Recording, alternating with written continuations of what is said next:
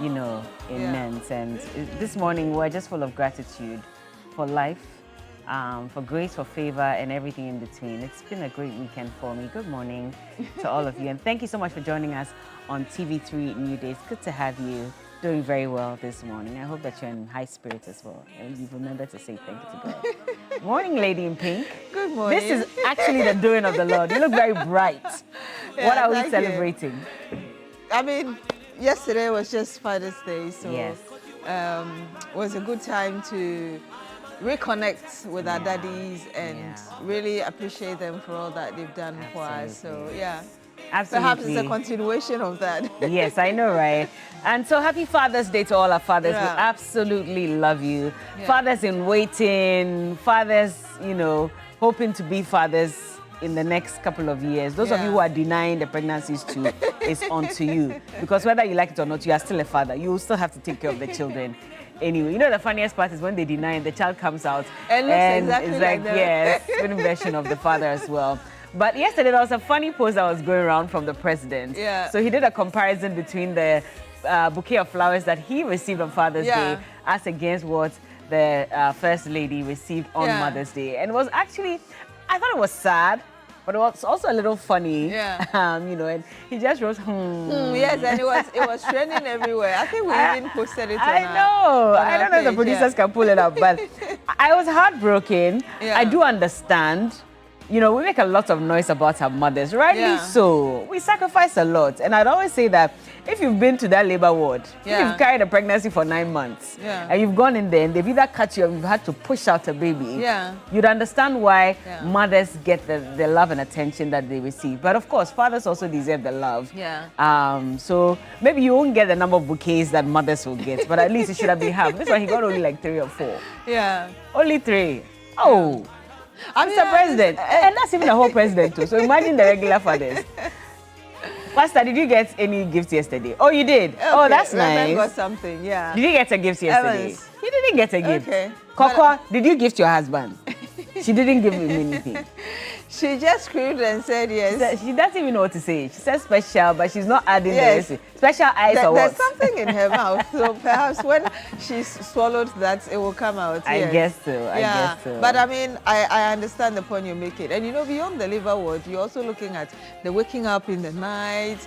And I've always said that even if your husband is very supportive, if the child is crying and needs breast milk, you're the one going to breastfeed the child at the end of the day. But yes, I agree that we should show same love. Not same love. Not same love. But I mean, because let's be very honest about it. It's going to be very difficult for people to show equal love. I do understand that there are some people whose fathers play the mother role in their lives, and so they don't play with them at all. But these are unfortunately, there are too many stories of fathers who have abandoned their kids, haven't been there for them, etc. So that's what sort of waters down the celebration to a large extent, as against mothers. You'll find that at the end of the day, it's the mother who still has to sacrifice for the child anyway, has to do whatever, especially when the father is not in their lives. Unlike, you know, so that's it. Oh, so it was more than 3. So it was 1, 2, 3, 4 or 5. No, and we can't even count the first lady's own. It's like 4 or 5. So I see the green, the white, there's some orange one, there's a yellow one. It's there, but look at the other one. There's nowhere to even pass. It's 3, eh? Oh, it's 3. Yeah, because it's okay. I can't see well. It's too far from me. I think it's a mixture of flowers for each of the pots. 3, single 3. Oh, no, it's not single 3. Single digits as against. I don't even know. I can't even count the number of bouquets that the first lady got. He said fathers. This got a lot of people laughing yesterday. We appreciate you. Mr. President, we apologize. It's not our fault. No, but you guys, I honestly don't even think fathers need bouquets. Why don't you? If you give you flowers, really appreciate it. Also, he says no. So maybe the president got other things. Maybe it depends on the boxer shorts, you know, the pens, all those things as against flowers. Maybe. But you know, there are arguments that we should move beyond the boxer shorts and the ties. If you don't wear the boxer shorts, what will you wear? Maybe it's old. We are giving you new ones. You say you don't like. What should we give you? How many can you wear? Eh? How many can you wear? Oh, no, having as many underwears as possible is not a bad thing. Yeah, it's not. So you can always replace. Ideally, after every 3 months, you must change your underwear. Yes. Including the men. Yes. There are men who are wearing the underwear for 5 years. They haven't changed it. Why? Do you want to have this argument this morning? So if we're giving you the boxer shorts, it's because we are sending you a signal. Massa, there are too many holes in the boxers. It's time to change. So if you got some yesterday, don't be upset. You know, there was this man a public figure who was talking about his how do you wear the nightie? Yeah. Okay. The pajamas. The pajamas. Yes. He had new ones, but there was one that he had for years. There were holes and all of that in it, but he preferred to wear that one every time. That's the problem. Me, when you're asleep, I'll take it and go and bend it and replace it for you, because I don't understand why you're still wearing that. Yeah. But yeah, I mean, that's just by the way. I do hope that you were able to make your father smile, or your husband, or whoever it is that plays that father role in your life. I hope that you made them smile yesterday. Yeah. God bless your fathers. We absolutely adore you. Yeah. Without you, we can't exist. So we're grateful for the sacrifices. We're grateful for the plenty money that you have been bringing home. So we like that part. So keep bringing the money. We enjoy it. But this morning, of course, is TV3 Newday. There's a lot to talk about. I mean, there's a statement from the Ghana Education Service and the Ministry of Education, and it's banning, or it's put a stop to graduation ceremonies for now. Also because of the level of opulence and extravagance that has been displayed at the various secondary schools from parents, especially. Because just about last week or so, we saw a story where a young girl graduated, had just written her WASI, and her parents decided to visit her in school with a brand new car. And there was a whole spectacle. When I saw it, I was like, this is cute. But is this the right place to be doing something like this? So I'm not surprised that the Ministry of Education eventually released a statement banning all forms of graduation ceremonies. I'm trying to understand the connection, but I guess it's also because when there's graduation as well, especially from prom nights, you see the whole display. There's a lot of pressure on the kids to look a certain way. And by the way, the kids who went for prom this weekend, the GIS kids, oh, you look fabulous. I loved it. It looked like there was like an agreement on what kind of hairstyle, because everybody had like a pony and then they had the hair dangling here as well. But I think it also puts a lot of pressure on the parents to want to help their kids to meet a certain standards. And the Ministry of Education is saying that's a bit too much on the children, on their mental health, on the parents as well, and their finances. So maybe at this point, we need to put a ban on graduation ceremonies until much later, when we've been able to address the situation and bring it under control. So we'll be having a conversation about that. I don't know what you make of this situation. I mean, I think it's a step in the right direction. Of course, there are parents who would have enough, more than enough, to give to their children. But at the end of the day, how are you raising the children? What kind of mentality are you giving them? There was one also which was about a phone, an expensive phone as such. And the person who posted it on social media was like, this is a waste. You don't even know whether your child performed very well. The person just finished writing exams, and there's so much ahead of this child. Why show this opulence and all these, whatever it is that you think you want to show for your child? So yes, the parents may have a right and the resources to do that, but again, is it the right way to do things? And I think the GS wants to ensure that there's modesty, there's not unnecessary pressure on people. I've heard some parents who have even complaining about graduation at every level, after primary school, sometimes even from the KG from to nursery, primary. actually. Exactly. And there's a lot of pressure on them to want to buy uniforms, all these things, just to be part of these celebrations. So already the pressure has started from a very young age, and then you move it to that level. So let's see how the GES is able to go about it. So like you said, there's not a necessary pressure on especially those who may not be able to meet the standard,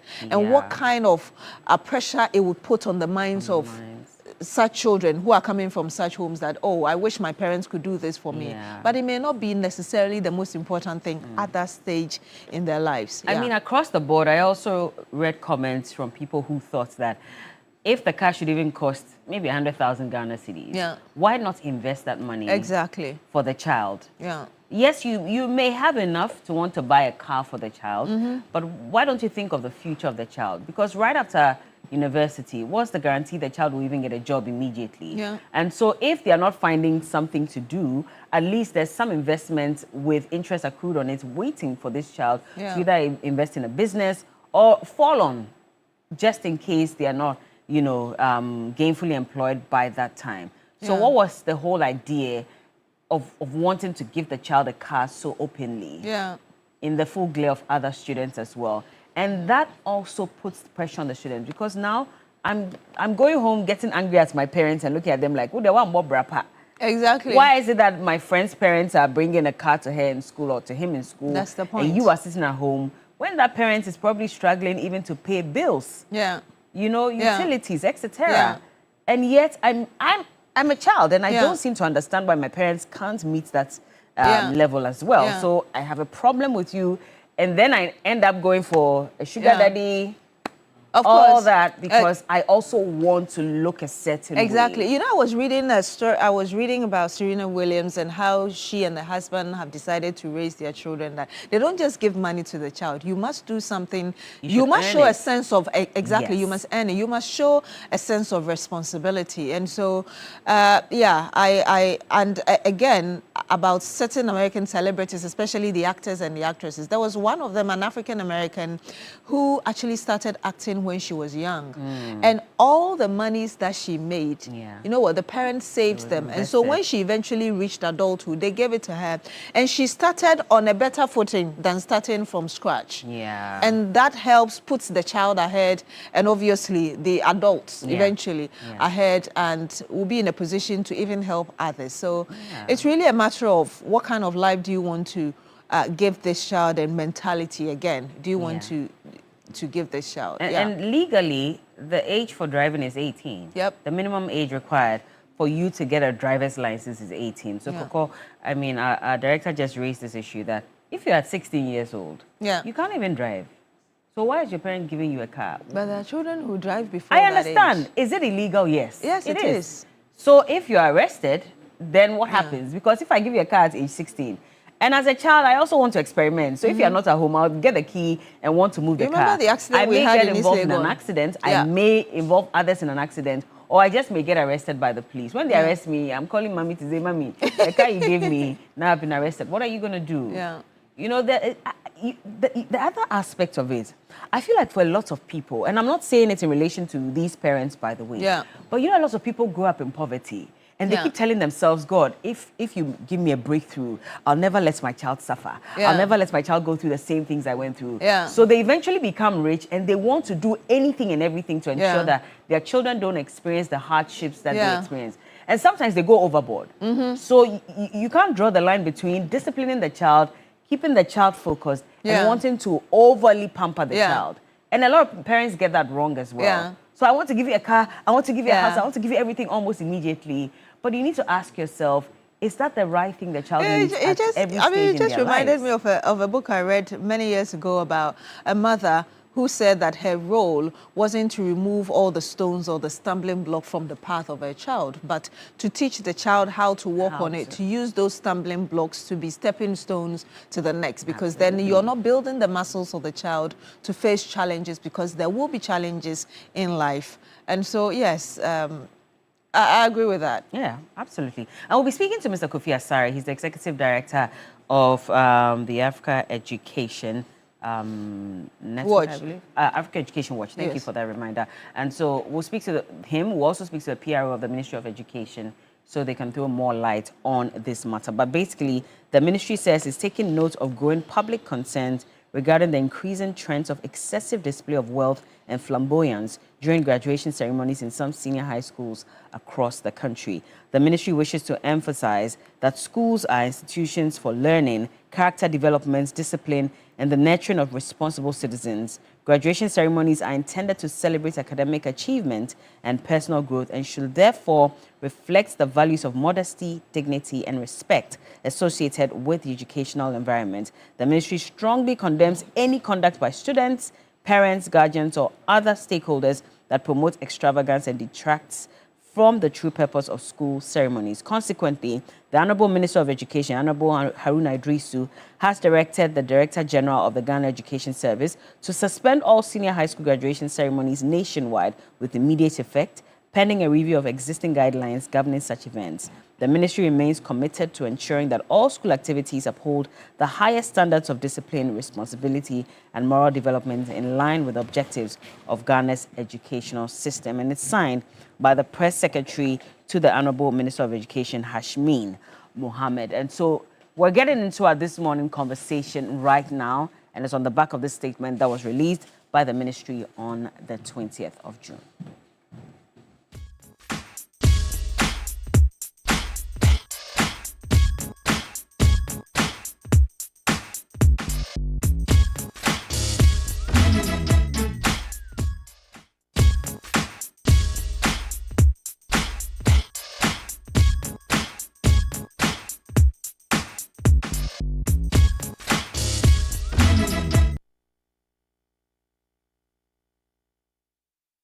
And you're welcome to this morning segment here on Newday on TV3. Yes, we were talking about the statement coming in from the Ghana Education Service on what kind of celebrations must be had at the end of the senior high school education.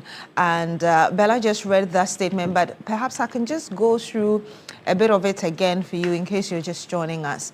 And that statement, of course, as you can see on your screen, is titled Ban on Post-Examination Flamboyant Celebrations on School Premises, and put in pointers, management of the Ghana Education Service, GS, has observed with concern an emerging trend of parents and guardians engaging in flamboyant celebration of their children's completion of senior high school.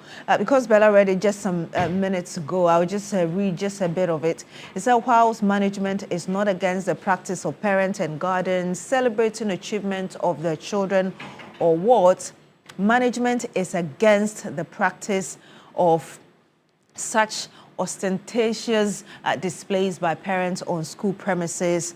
And it goes on to say that in order to prevent this practice, that does not gain roots in the school culture, management wishes to inform general public that henceforth post-examination celebrations that are characterized by lavish, so that's the point, lavish presentation of items such as motor vehicles to students are prohibited. The point 5 says the ministry remains committed to ensuring that all school activities uphold the highest standards of discipline, responsibility, and moral development in line with the objectives of Ghana's education system. And of course, signed by the Press Secretary to the Education Minister, Honorable Haruna Idrisu, of course, Hashmin Mohammed. Let's speak to Mr. Kofi Asare, who is the Executive Director of the Africa Education Watch. Good morning to you, sir. Thank you so much for joining us. Hi, good morning, Bella team. Thanks for having me. Yes, happy Father's Day to you. Just first of all, tell us about your thoughts, really, on the actions of the parent and the subsequent release of the statement by the Ghana Education Service. This is a general reaction as gauged in the traditional and social media indicates one of relief to a higher extent. Obviously, many parents were worried that the standards were setting obviously contradicted with the very essence of our education. So the worries have been expressed for long. For us at Edwards, I think 4 years ago, we received petitions from a couple of parents that schools were charging them graduation fees, etc., and then they said that it was not necessary. There have been complaints about this graduation ceremony, about 4 years ago. And so there has been some level of concern either from the angle of cost to parents or from the angle of its whole relevance, especially when you are not being given a certificate, and then where on the sidelines or on the shoulders of such events, other things occurred, which were not necessarily educational in nature. So having the directive received by the ministry brought that significant relief. Even though some people said, well, if someone has money and they want to buy a car for their child, what's a big deal? But within the context of what schools are supposed to produce, I think think that it makes sense for us to stick to the education objective and not to create platforms for, exhibiting or flaunting wealth, extravagance, putting pressure on parents who, certain standards that will not augur well for our educational system. You talk about the standards we are setting. How do you think what is happening now could influence the students in the future? Yeah, if you really study how students behave, you realize that a lot of the things students will ask from their parents, for instance, normally depends on what they see in school. They learn a lot, while in school. So the first is that the concern has always been that when graduation ceremonies become unnecessarily costly, and it's a burden on parents to match up to the standard required. Every parent wants their award to be okay. So in that case, you ask questions. When they are seen as fueling materialism, deepening social comparison, then it becomes a worry for parents who are unable to match up because they are committed to making their wards happy, but then it becomes difficult within their circumstances. So social comparison unnecessary, and so whenever you see such tendencies, you are worried. You don't want to create the impression that secondary school is about it's about rewards to children, pecuniary or if you like materialistic rewards to children, etc. It's not about that. It's about going to school and then as much as possible ensuring that you learn character formation and then you learn academics, so that you are able to make your parents proud. There were teachers who were also concerned that the public showing of these gifts, would have direct negative impact not only on parents but then the students themselves. Where students feel inferior that their parents were not able to provide a certain gift for them.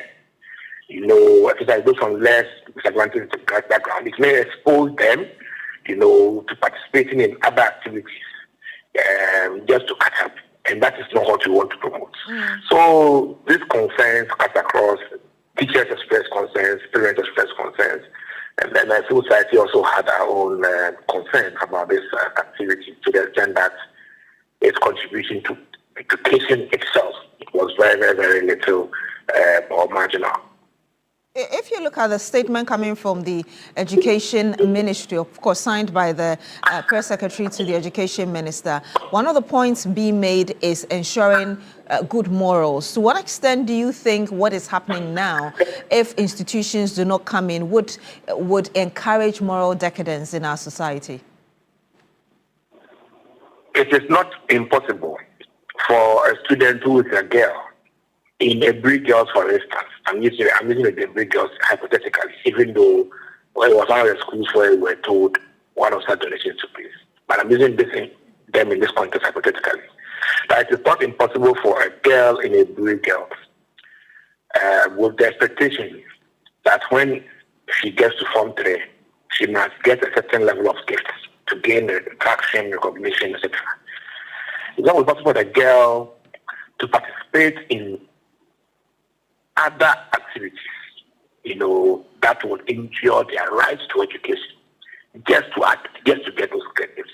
For example, it is not impossible that the girl will go and follow certain guys with the hope that they will get money and get the traction that they want to get when they complete school in Form 3.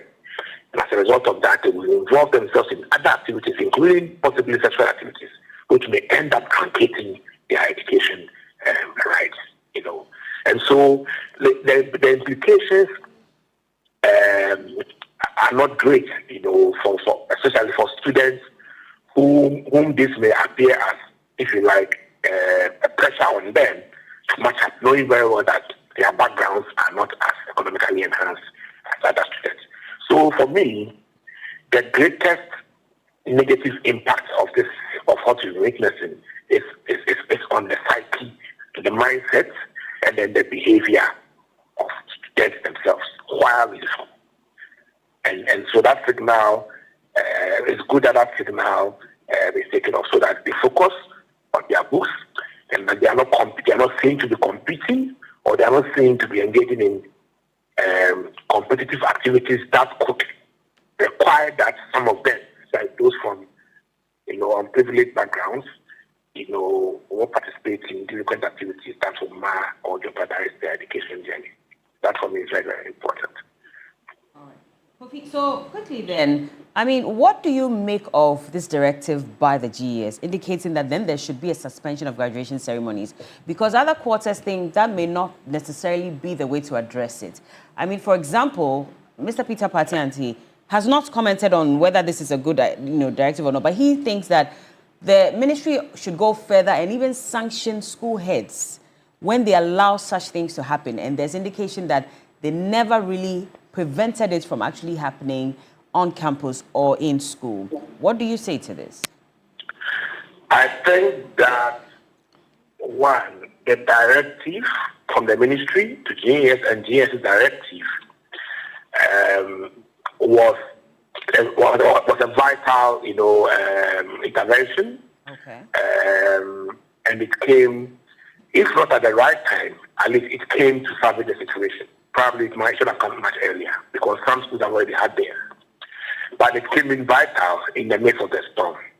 I think the directive is ad hoc, and that, of course, the suspension pending discussions on guidelines as seen in the directive. In my opinion, the ministry should not move into guidelines. We cannot, we know what our system can regulate and what our system cannot regulate. I'm talking about the GES TV service system. We know what can be regulated and what can't be regulated.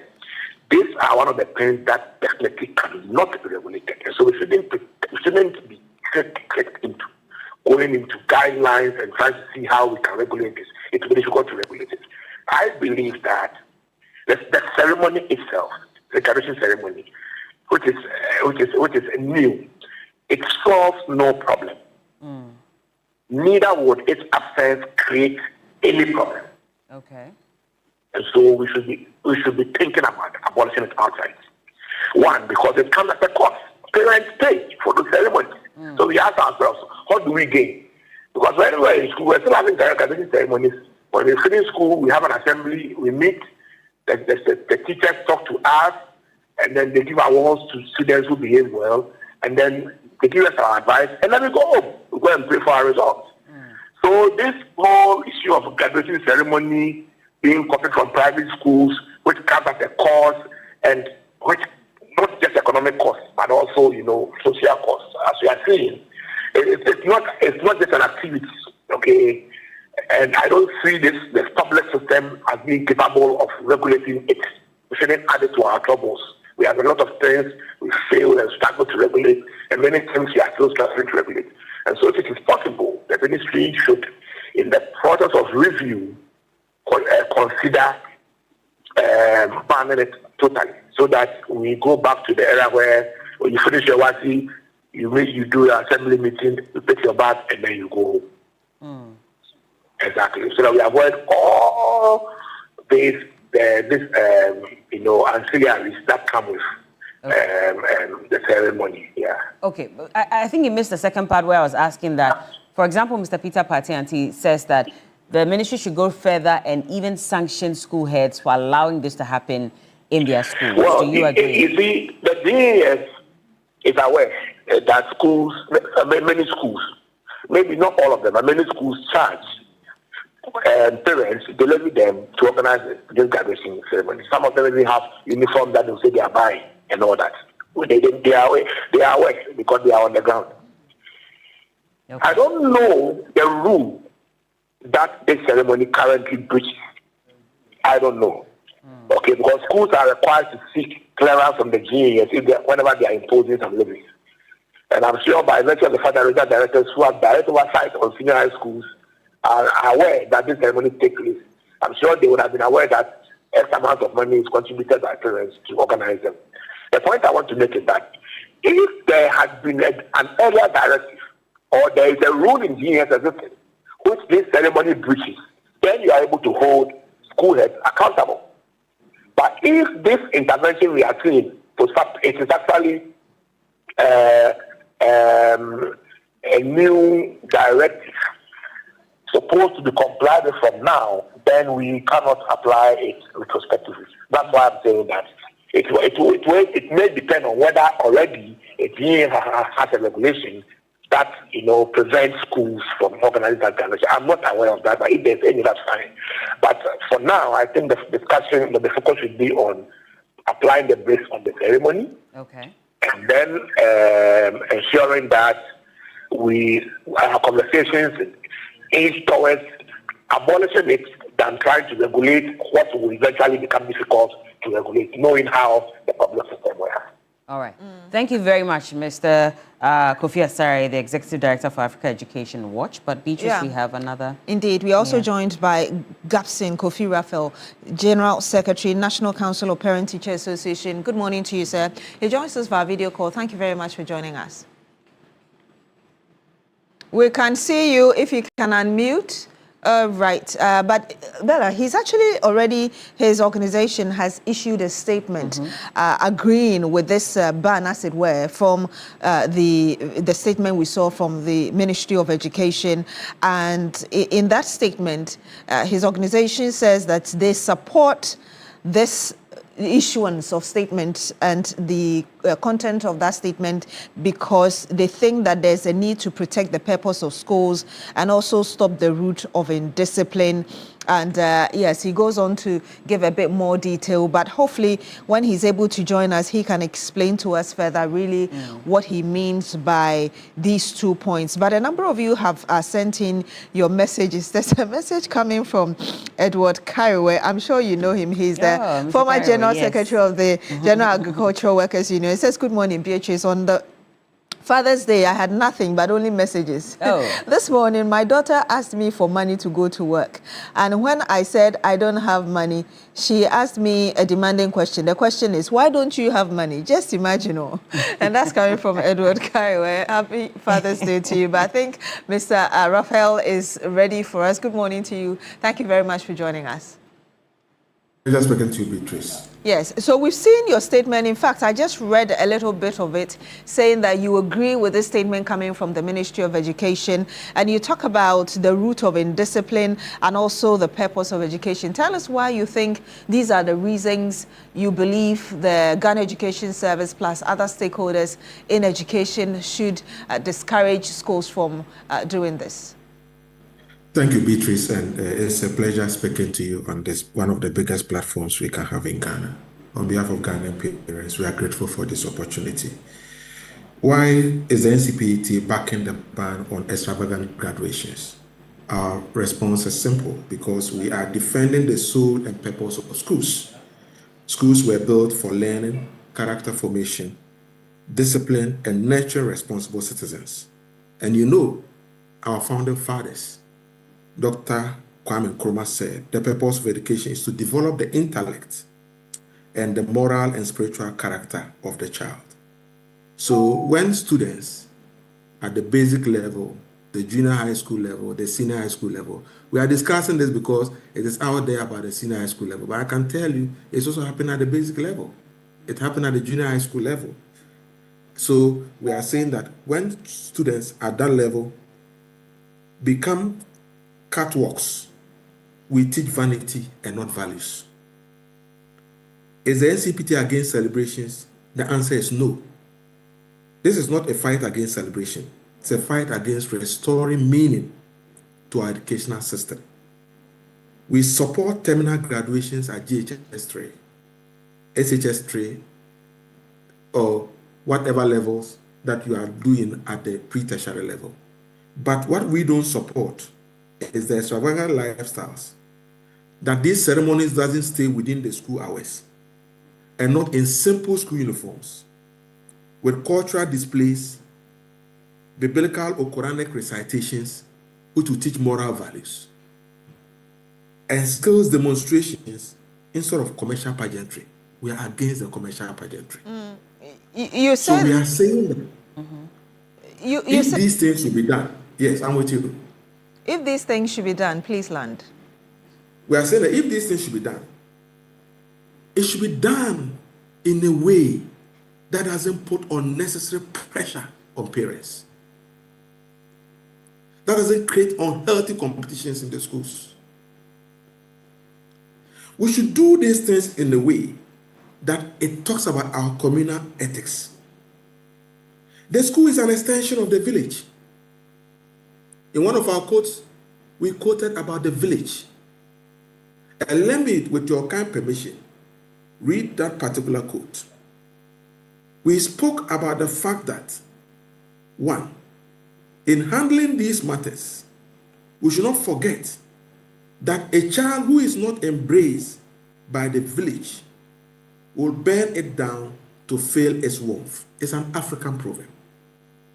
And when we say a child who is not embraced, a child who is not nurtured, who is not trained, who is not mentored by the village, and when we say the village, what are we talking about? We are not talking about only the child's parents training him.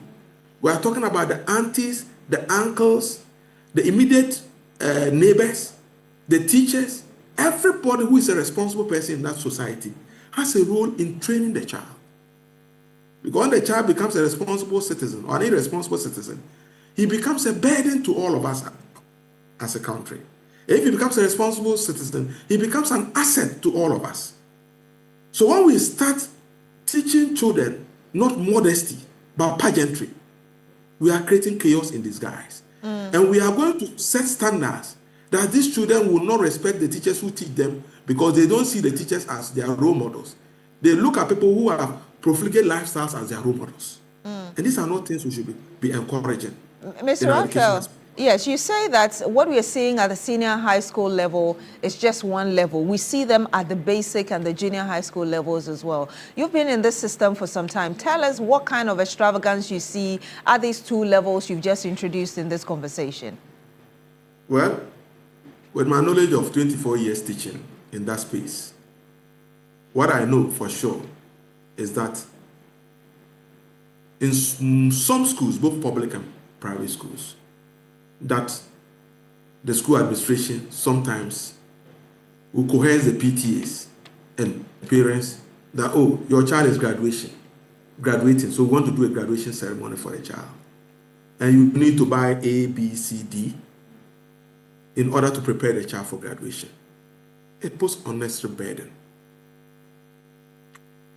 At the JHS, when students are exiting, sometimes they do school projects. That is a good thing because they are doing something to remember their alma mater about the good things they've learned.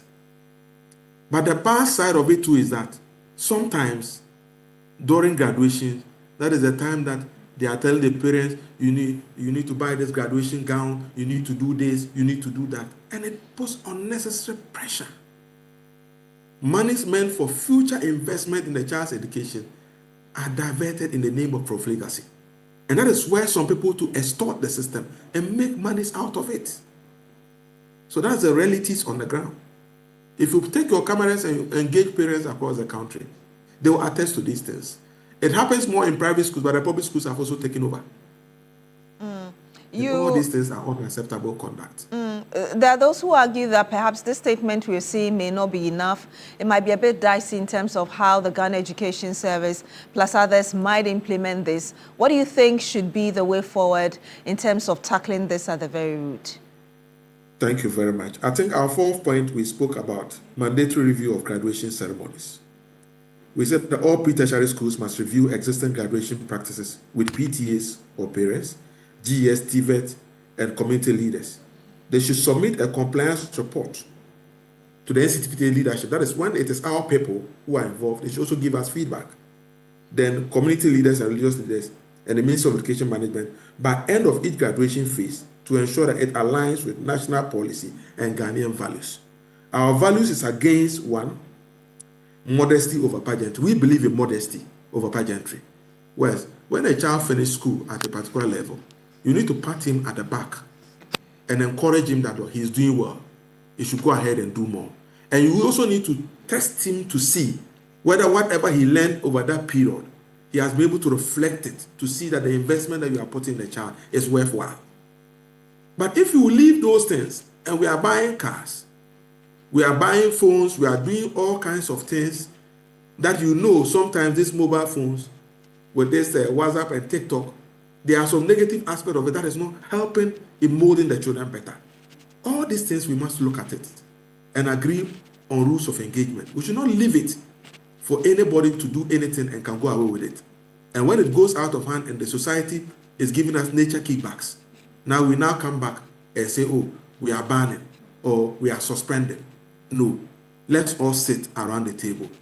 Look at if there are some areas of it that are good that we need to implement. How can we implement it?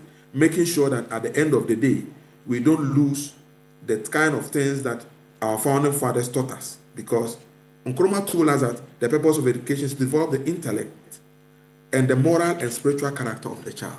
When we are doing those graduation ceremonies, these are time-tested values that must guide us in able to develop policy mechanisms that can regulate it to make sure we don't compromise on some of these things. And I also like the way Buzia said it. He said that freedom without responsibility is a license for disaster. And a very powerful statement also being made by C.S. Lewis, that education without values makes a man a cleverer devil. Okay. Let's not teach our children to become cleverer devils at this young age, because whatever we teach them now is what they'll grow with it. Raphael. And we are Africans, we are Ghanaians, and we need to protect our values that makes us unique as Ghanaians. Absolutely. Raphael, so just a quick one on this. Now, we just heard from Mr. Kofi Asare, and he thinks that it should be completely abolished. Is that what you're leaning more towards, or are you saying we need to review how the graduation ceremonies should happen? And in your case...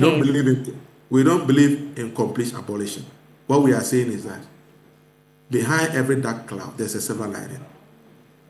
Okay. You cannot throw away the baby with the bathwater. We have to look at what is good. Let's sieve it and look at what is good about it, and let's implement that one. Okay. All right. Just quickly as well, what I want to understand, so this directive, even though you don't speak for the Ministry of Education, by the way, but does this also involve the private institutions? Because over the weekend, we've seen, a prom ceremony also happening as well. And many are questioning if this directive also affects these high-profile, in quotes, private institutions as well, or are they exempt from this directive? Are they not Ghanaian schools?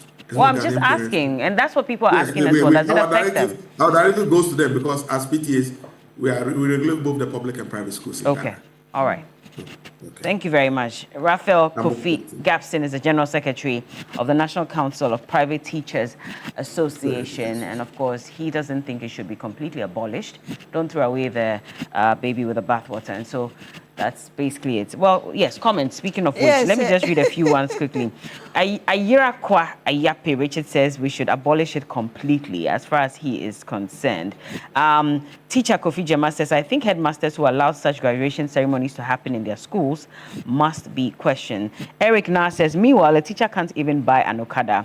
And Ayira Kwa again is back to say, to restore discipline and respect for teachers, GS should reconsider regulated corporal punishment as part of school discipline policies. Ghana must stop blindly copying Western models and develop solutions that reflect our own values, realities, and educational needs. We can set our own standards and not just follow others. I do not think that corporal punishment really is just the only way of ensuring discipline. There are so many ways. In other jurisdictions, when a child does something that is not good, instead of being beaten, the child is put in a room, read or fix a problem, a gadget or something. There's Prince Henry Kuforidia says, good morning. So why should we all be affected because some few men have decided not to be responsible? Okay, so he's talking about men not receiving gifts on Father's Day. To be sincere, men deserve to be celebrated. I don't think we have men at this moment who are wearing boxer shorts for 5 years. So, so he certainly disagrees. Landlord Bolga. Wait. What did this person say again? Read it again. What did he say? Or you've missed it? Yeah, no. Okay. I think I can find it. Okay. He says, I don't think we have men at this moment who are wearing boxer shorts for 5 years old. So you don't know what you're talking about. It's not like I know anyway. So there's landlord Bolga D-Line. He says, I am watching you. Good morning, Beatrice and Bella. Thank you very much. There's Mr. Simon Yenwa, Upper West Region, says, good morning, Beatrice and Bella. I support the ban on graduation ceremonies on school campuses 100%. Opulent show-offs must never be encouraged in schools. To show what exactly are such parents telling those students who are less endowed financially? Parents can even choose to donate aeroplanes to the awards, but they must do so at home. And so obviously disagreeing with that.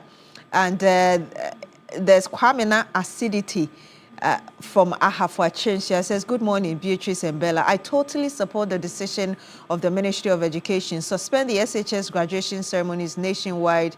Suspension of it is a step in the right direction. Perhaps I can read this one from Mr. Stephen Penn, also from WA, says, good morning, Beatrice and Bella. I didn't get my Happy Father's Day compliment yesterday. I'm sorry about that. Happy Father's Day to you. Says the ban on graduation parties or ceremonies is absolutely in the right direction because this will cure the influence of materialism among our future leaders. Parents should show such love at home to the awards and children after graduation. I don't know whether you've got some Agubila more says that, messages. good morning, New Day team. The lavish graduation with gifts from parents doesn't make sense. Can I ask these parents a question?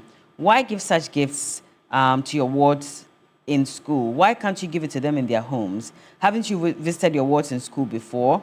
If you lack morality, the marketplace is where you can practice on something ungodly like this. Hey.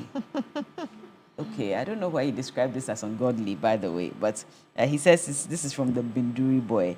We hear you, Mr. Binduri. And okay, Paco, he says, please interview the chief of the Summer Boy community and ask him questions. Okay, we'll look at that maybe much later as well. Coach Afrani says that a belated Happy Father's Day to all listeners. Greetings from Kwame Prempe. Okay, we hear you as well. Some communities in Anloga districts, Volta region need help.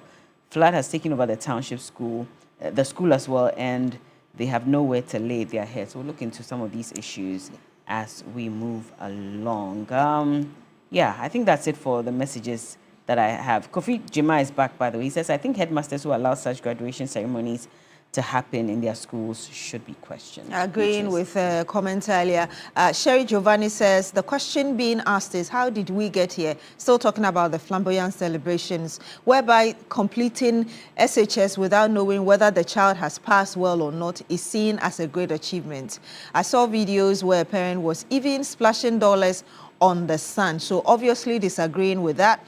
From Fakaki, Wa Central, he says he's NDC Deputy Treasurer Hofo, says the Ministry of Education's decision to forbid high school graduation events is laudable and timely. It shows that we have to be disciplined, give our educational objectives top priority, and make sure that schools don't lose sight of their main job of teaching and learning. There's also one from Erickson Techiman, says, you look absolutely dapper and tantalizing. Okay. Says, as for the appreciation, fathers get, it's pathetic. Men are simply like horses in the world. We work our ass out, but no one sees it. Happy Father's Day. And of course, talk about the indiscipline in senior high schools as well. Bonti Benjamin says, Beatrice, we've imported a lot of foreign practices, all in the name of dynamism, and the result is what we are witnessing in the educational front, SHS. Let's nurture our children to become responsible adults through modesty and humble lifestyles. And perhaps the last one I'll read here is from Aziz Donlawa, says the decision by the Ministry of Education is a major step in solving this situation. However, GES and the head teachers must implement this policy directive. And that's from Aziz Donlawa. A number of you still sending in your messages. Yes. Well, and perhaps that will be it for the messages this morning. Remember that you can always pick up your day the Milky Way with a rich, smooth taste of Peck Milk Shortcake. It is just pure delight, and you can find them in all grocery shops around you. You're still here on Newday on TV3. When we come back, we'll bring you the big issue plus some more. Do stay with us. Them say all we do is to run away from the babies.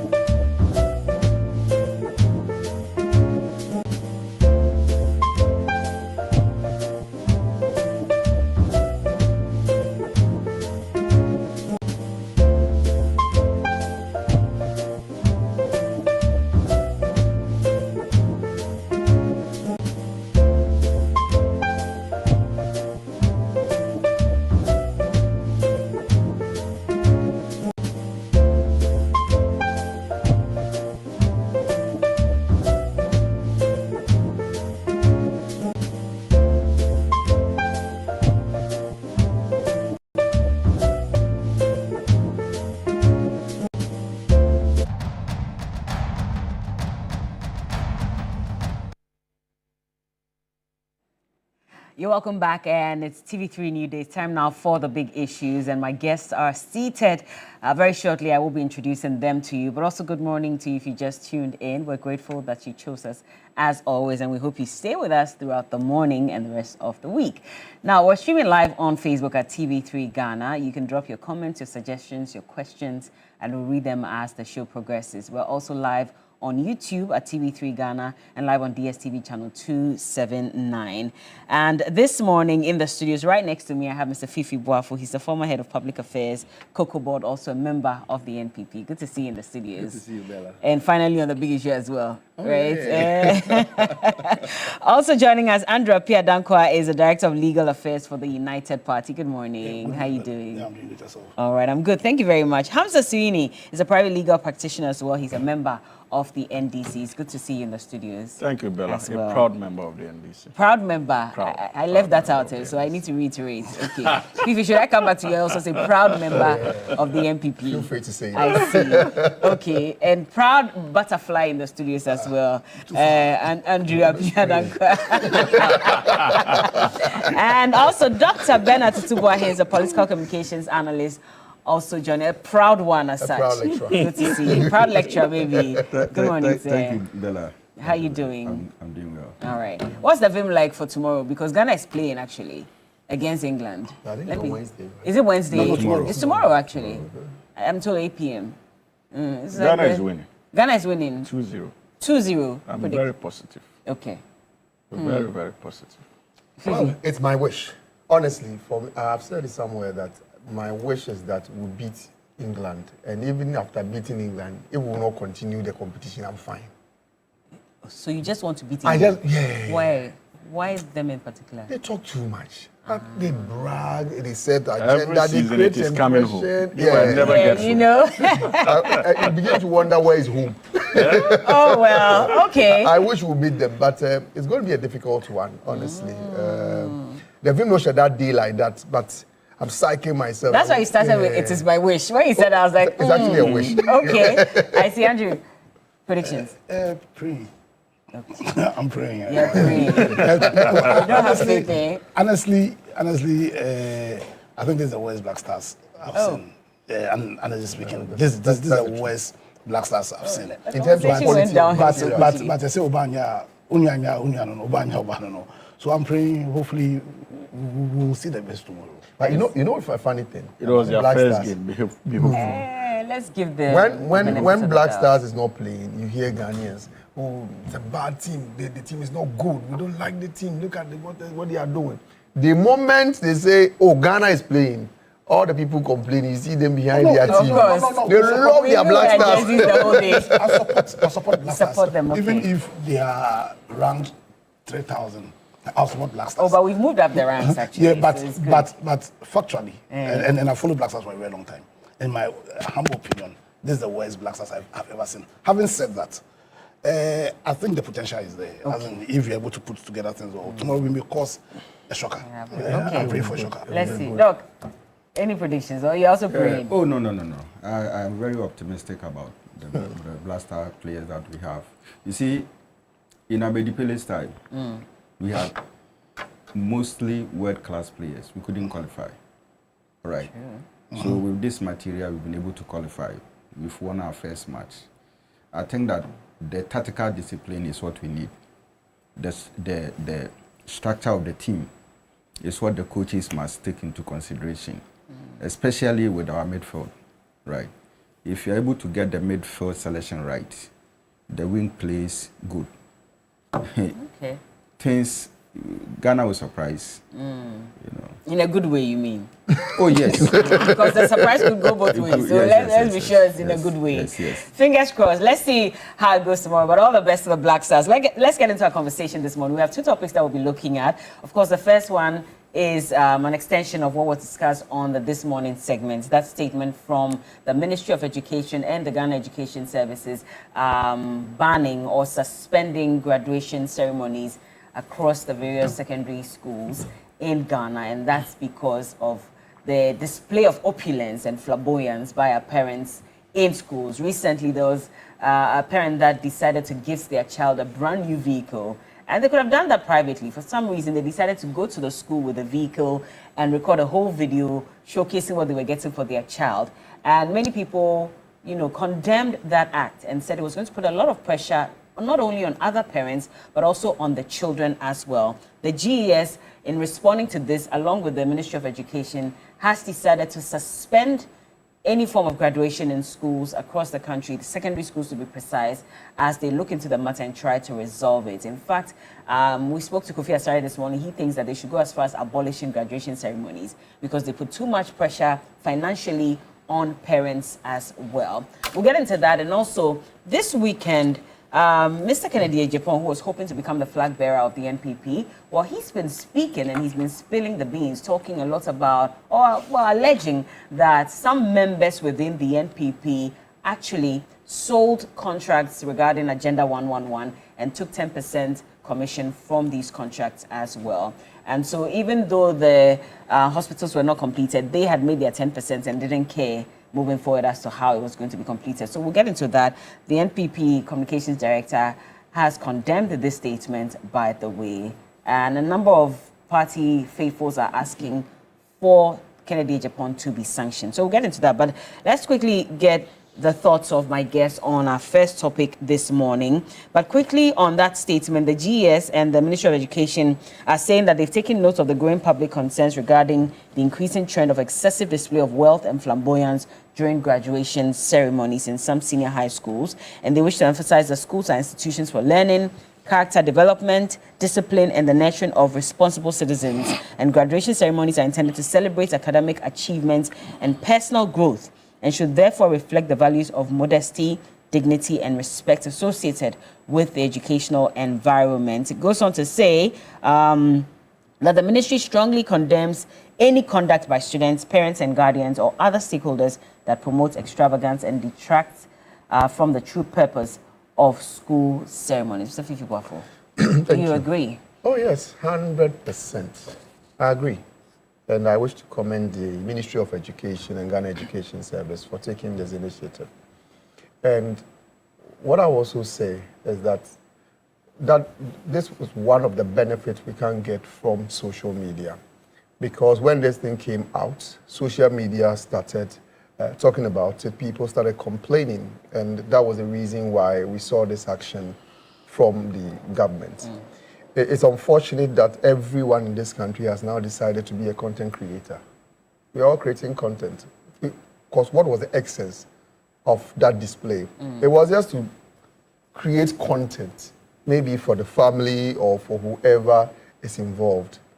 Yes, you should be happy as a parent that your child has completed school.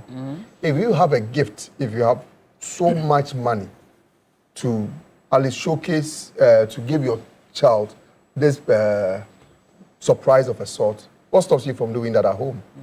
Must you do that in the full glare of the school, letting everybody see that, yes, I have arrived? Your child went to free SHS. Akufo-Addo introduced free SHS. Akufo-Addo Bawumia introduced free SHS. You've enjoyed it. It's good that your child has gone to school and you do this. You know what? There are a lot of the kids in schools who struggle to even have gari and soakings. If you are doing this in the school, how do you want that child to feel? I am happy you go to some schools, even the sandals they wear, it is prescribed. You cannot wear a different one. It is part of the training, at least to ensure that people feel comfortable in the school environment. So in a situation where we've started seeing these things, it was good that we stop it at a point, because if we do not stop it immediately, next time, who knows what they will be taking to the schools. It is so bad that, because I know that in some schools, they don't even allow kids to celebrate birthdays in schools. Yeah. It's good. It's part of the process of making sure that at least everyone feels comfortable in school. We all consider ourselves the same people, and then we are happy to be in school. Honestly, this is your content creation. Bella, you people should Which help people? us. It's like you're speaking to me. I are don't know why. We should slow down, eh? You should slow down. It's getting out of hand. I was happy to read from the newspapers this morning that some agents, child rights activists, they are pushing that even the social media usage, we should check it. Just like Australia and the UK have done. We should also consider doing same, that kids below 17 years are not granted access to social media. I remember when I saw the story from UK, I told my son that, you know, have you seen this one?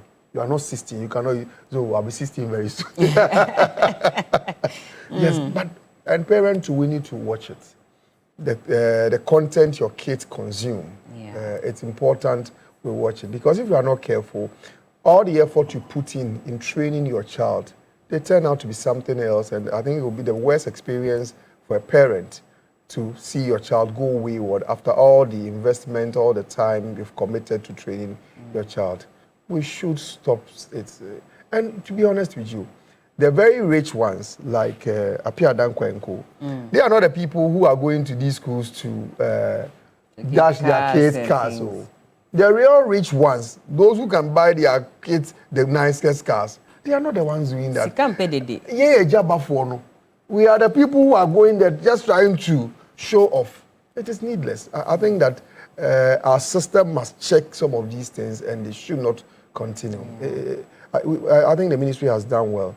And it shouldn't just be the only thing. When teachers are also crying that they should be employed, when they listen, they should act on it, just like they've acted on this one. How is this related to? Oh, yeah, by the ministry. People are crying that this is an ill in society. They've acted on it and we've gotten results. I'm also appealing that when there are other similar concerns necessary, when they hear, they should act. So it's about the timing for you. The timing. I see. They should promptly respond to all our needs and our challenges. I see. When there is a flood at Samra Boy, the ministry is supposed to act. The Ministry of Education. No, not Ministry of Education. Oh, I was talking about Ministry of Education. I said, they said, you are the people who said after school, you employ all teachers. Yes, you should act on that. The people who are complaining, when they talk about their payment, you should act swiftly. That's what I was talking about. Bonini. Please come in on this one. So, let me wish your lovely viewers a good morning. Oh, by the way, belated Happy Father's Day. I'm so sorry.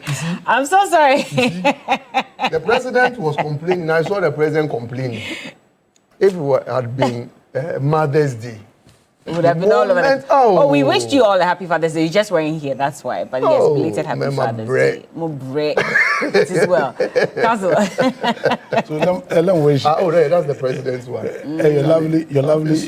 Your lovely viewers a good morning. Bella, wish you yourself a good morning. Fifi, always a pleasure to share the platform with you. My brother Alaji, the freshest Alaji in town. And then my professor, a good morning. I think I must say that for once I agree on all forces with the position of my brother Fifi. And for once I agree on all forces. First time ever. First time ever. Right after Father's Day. First and last. First and last. I agree on all forces with my brother Fifi, and I must commend the ministry for their quick response. You see, for a very long time, when we talk about leadership, we only look at infrastructure, development, and the economy. But I think the biggest leadership you can give is a leadership that forms the character of your citizens. And I think when we talk about our young ones, essentially, you are talking about the future. Because when we talk about education is simply a system that human beings themselves have created as a means of transferring knowledge, practices, their value system to the next generation. I think we in Ghana here, we have our values. And the purpose of our education, beyond everything else, is to uphold and preserve those values. I think those values also include the values of respect for all people, for equality, modesty, and all. As much as we acknowledge that in our constitution, a cardinal purpose is that we are free to pursue our own happiness. That happiness ought to be within the context of the greater values and of our people, and because of that, the trend that was beginning was against our set values. You understand? And I think collectively we all agree, or majority of us agree, that it did not hold well for the future of these children, not just the children receiving, but also for the others. You understand? And so it was necessary that the Ministry of Education takes a step and a quick step, and I think they have done that. So please, parents, nobody said that you shouldn't celebrate your children, but do so at your home. At the comfort of home, not in school, not in the full glare of the school. I think collectively it doesn't serve any purpose. I don't even think it serves the ultimate interest of the children themselves. And let us continue to give leadership that also changes the mindset of the people and forges the kind of character and imbues in our young ones the values that makes us Ghanaians. So I commend the ministry for the action. All right, Hamza. Yes, good morning to you. Alaji. Of course, my colleagues in the studio and our charity viewers. And most importantly, the production team. I do from time to time. I do from time to time. On the subject matter of the ministry's directive to Ghana Education Service as far as the unfortunate incidents that we recorded in the last week or so is concerned, I think that my commentary on it is quite simple and straightforward. I wanted to know whether indeed the students are done and their results are out. So when I was told that it's just after completing, even the results are not out, I started asking myself these basic questions. What are parents even celebrating? What are they rewarding? When the outcome is yet to be known in terms of your kids' performance. Is it simply because of the fact that they have completed school? These are the questions we should ask. And so what is the motivation of such gifts on the various campuses? We need to know.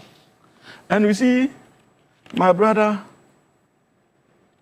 you see, I'm resisting the temptation to go political. But you see, this is not political. Yes, because it's not a political matter. I agree with you. But you see, even in your commentary, you are hounded by the debates that birthed the free senior high school that our kids and our younger ones are enjoying.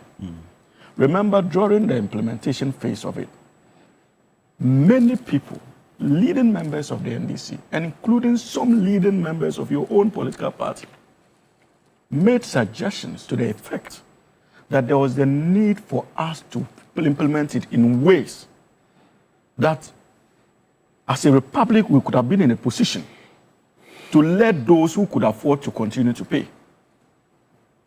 I remember the board chairman for Senate under the NPP, Kufuor's younger brother, was one of the first advocates within the New Patriotic Party.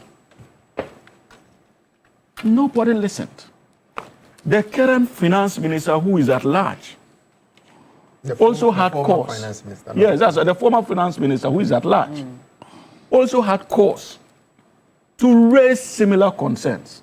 And that is the reason why sometimes in this nation, in formulating policies, we must go beyond the partisan lines and pursue policies that are truly nationalistic in character. Look at what we have recorded in our schools today. That tells you that indeed some parents are in a position to pay for the education of their wards. The nation would lose nothing if our policies are handled in such a way that we can take the needed benefits from such parents to support our educational infrastructure drive. It is important. So maybe it is also a wake-up call and an invitation to bring back discussions surrounding the free senior high school onto the main discussion, onto the arena of educational policy and see how we can actually reap the benefits. Even in the long run, it will still inure to the benefit of the MPP and NANADO. Because we are looking for ways to make it a workable policy. Now, I was not surprised when the minister responsible for education directed timely that indeed GS needed to act to hold many of these things. Because look, he's a former NUCS president, so he has a first-hand understanding when it comes to educational needs and students' needs for that matter. Most importantly, knowing his background, because where we are raised, the northern sector, we do not even have the luxury of resources to engage in acts of this nature, unfortunately. And respect for others' feelings constitute an essential part of our training.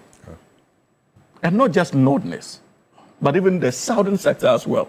And so it is not enough for you to conclude that because I can afford, let me go and do this for my kids, without considering the sensitive implications that would have on other kids. Yeah. That is not the Ghana we have been trained in our homes to celebrate. And that is why I agree with you when it comes to the issue of social media control. For all you know, even the parents are driven by that sensationalism, because many of them went to the schools with cameras. Oh, yeah. Yes. Yes, they brought it out. So please, you see, and for me, I would join them in commending the Minister of Education, but this is not new. In terms of the directive that the minister has given, I remember even when we were having discussions surrounding the haircut issue, the minister was forthright, and that is how governance should be in this country. Disagreed with him. Yes, some people disagree. Yeah. The members of your cabinet. Yes, sir, some people. But the most important thing is that He was talking about you see, no, I agree. Absolutely, yes. Many had reservations in terms of that policy, and justifiably so, because that is the essence of democracy, especially if you are a leader. And I'm sure that the minister responsible for education understood that better. But the most important thing is that the fact that you have your views, he has been mandated to lead the sector. And to the extent that the president finds his policies acceptable, so be it. And this is a man who is known to speak his mind, regardless of the political implications, even on his own political party. And I think that our country must be built on such ethos. And it is on the basis of that I comment highly the minister responsible for education, Honorable Haruna Idrisu, for always rising up to the occasion. It is commendable. Okay. And I agree with you. If there are other issues in other ministries, those ministers should rise up to the occasion. We have seen it in a number of ministers already. Just the fact that you are failing to accept that fact. We all know the economy you left behind. Today, everybody and seems the to work be that has been done to restore that economy. on this table. We all know the agricultural That's a mess good you left start. behind. And what we are doing in the Ministry of Agriculture to restore the progress as far as that sector is concerned. So look, this is a government that is ensuring that all its sectoral agencies are working. We may not get there in 1 year. We may not satisfy all the concerns in a matter of 1 year, 5 months. But at least the commitment and sincerity is palpable. Okay.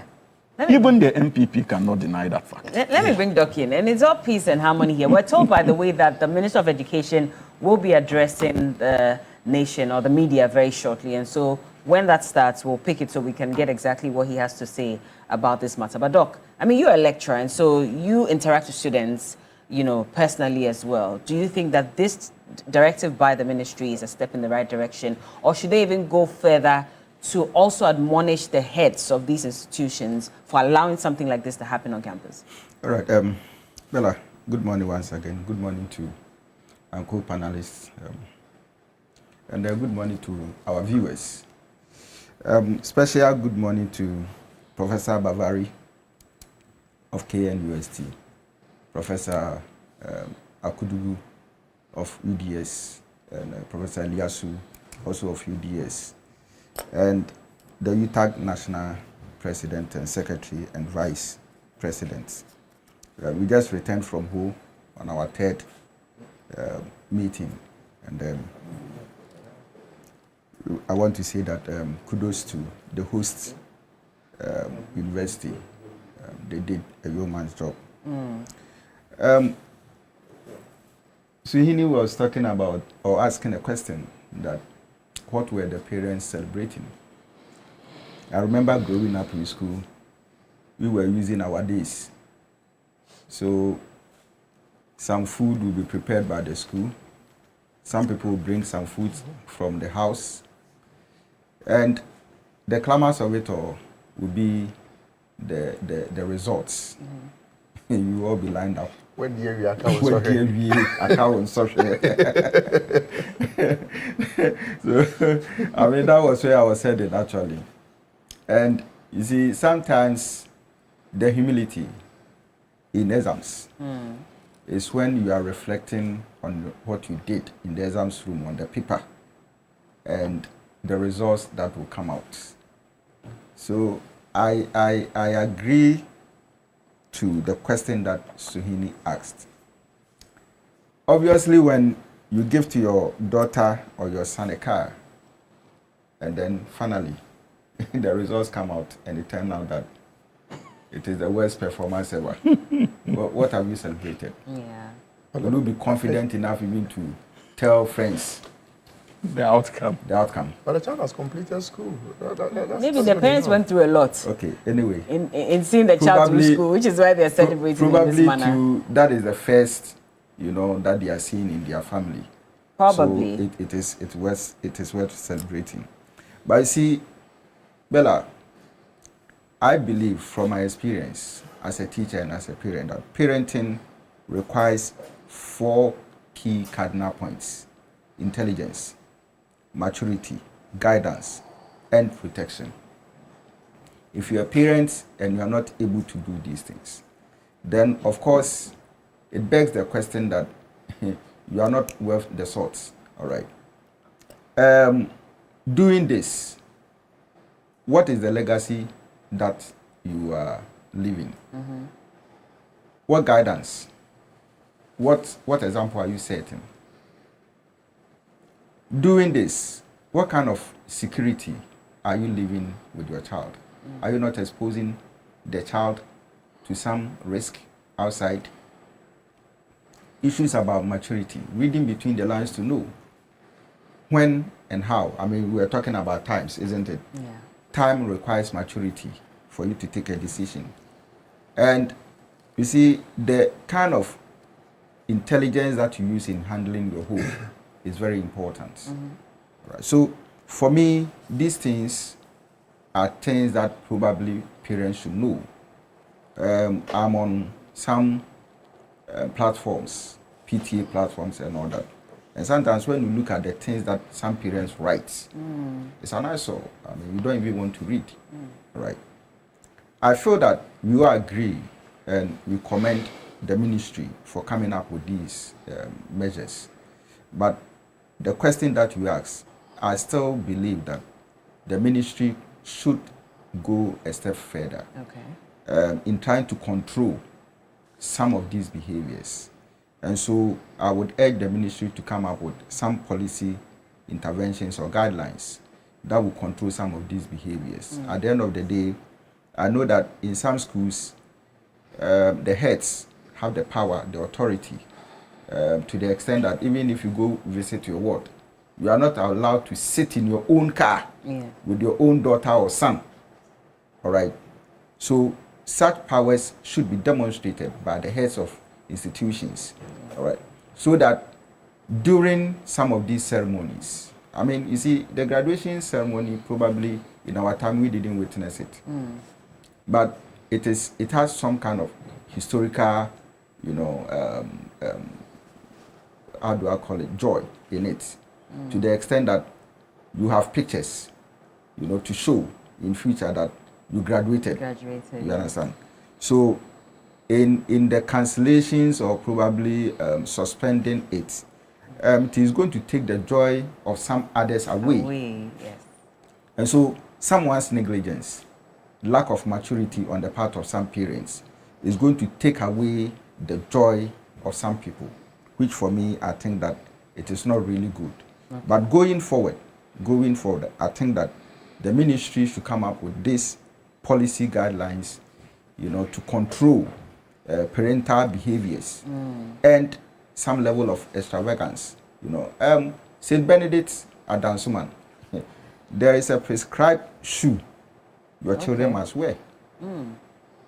You understand? And so sometimes when we go to certain places and we see certain shoes that these children, it is a display of extravagance. Yeah. And that shouldn't be, allowed. Okay. So I am on all forces with, what the views has been. We'll get into a second conversation at this point, but quickly, El Grabowski says that, Brella, I think the minister should extend it to banning the distribution of birthday gifts in our Montessori schools. It's putting a huge burden on parents. This one, there's a personal plea. It goes beyond parents. Why are you guys pretending there's quality on our campuses? The statement, okay, if you believe parents gifting cars to their wards for completing SHS undermines equality on our campuses, then you are being hypocrites. Doesn't that show off have psychological implications for other students on campus? If the home cho and chop boxes the wealthy parents provide their awards on campuses are intimidating enough, then who told you there's equality in this world? Hey, okay, this morning you are not really in a good mood. Okay, let me just read this one quickly. Why are you guys... Okay, you know what? We'll just leave this. I wanted to ask to move to the second topic. Yeah, second topic. Yeah, why should we? You want to rebut on what? Let's go second topic. On the general conversation. I thought this was supposed to be. I just wanted your preliminary. Let's go to the second topic. topic. Let's heat up the conversation just a little bit. We are in agreement. So what is we're talking about Agenda 111, and even beyond that, we're talking about hospitals in general. And for some weeks now, we've been on this topic.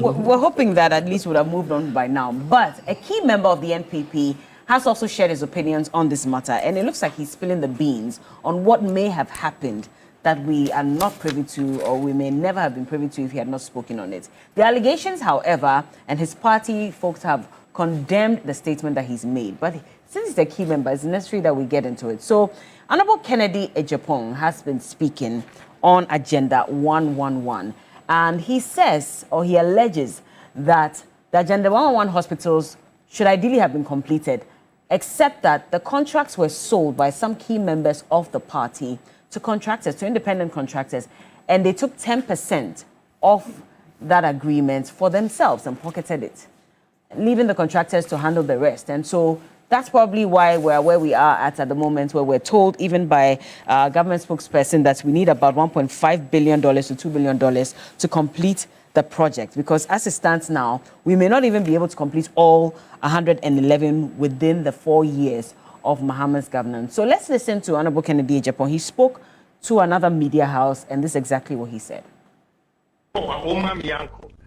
See, NDC for mistake, NPP for mistake. And you Ghana, and you did not to a passo, and you have yeah.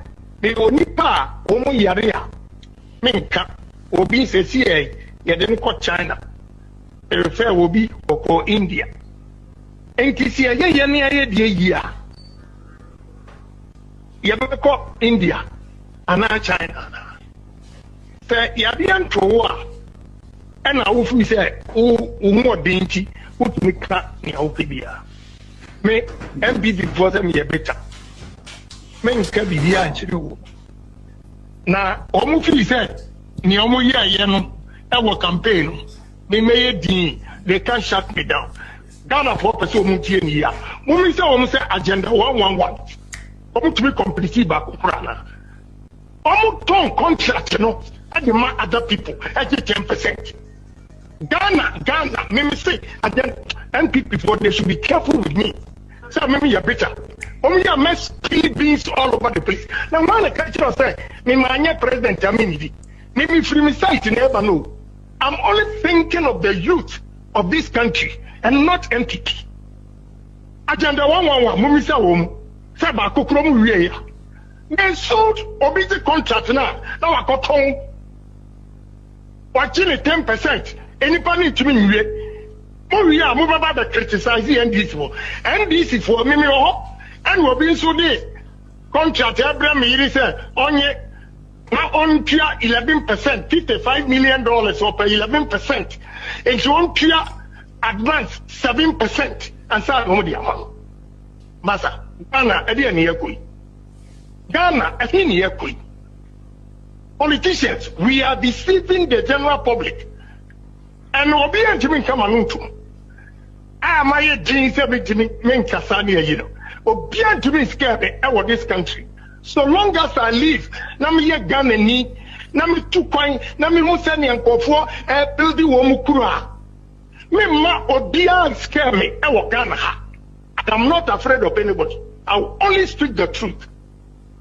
enti so mo kom kan yi ju o mo no na bodin agenda 111 o mo agie ya a wo mo ton ye please Ghana aden mo de mo wi anoma sorry Fifi, why did you people sell the contracts for 10%? I don't know about that. You don't know about why they sold it? Or? I don't know if someone sold the contract. I don't have the evidence. Let me start by saying that this is not the first time Honorable Kennedy Japan is stating a position. It started from the Trade and Afari Hospital, yes.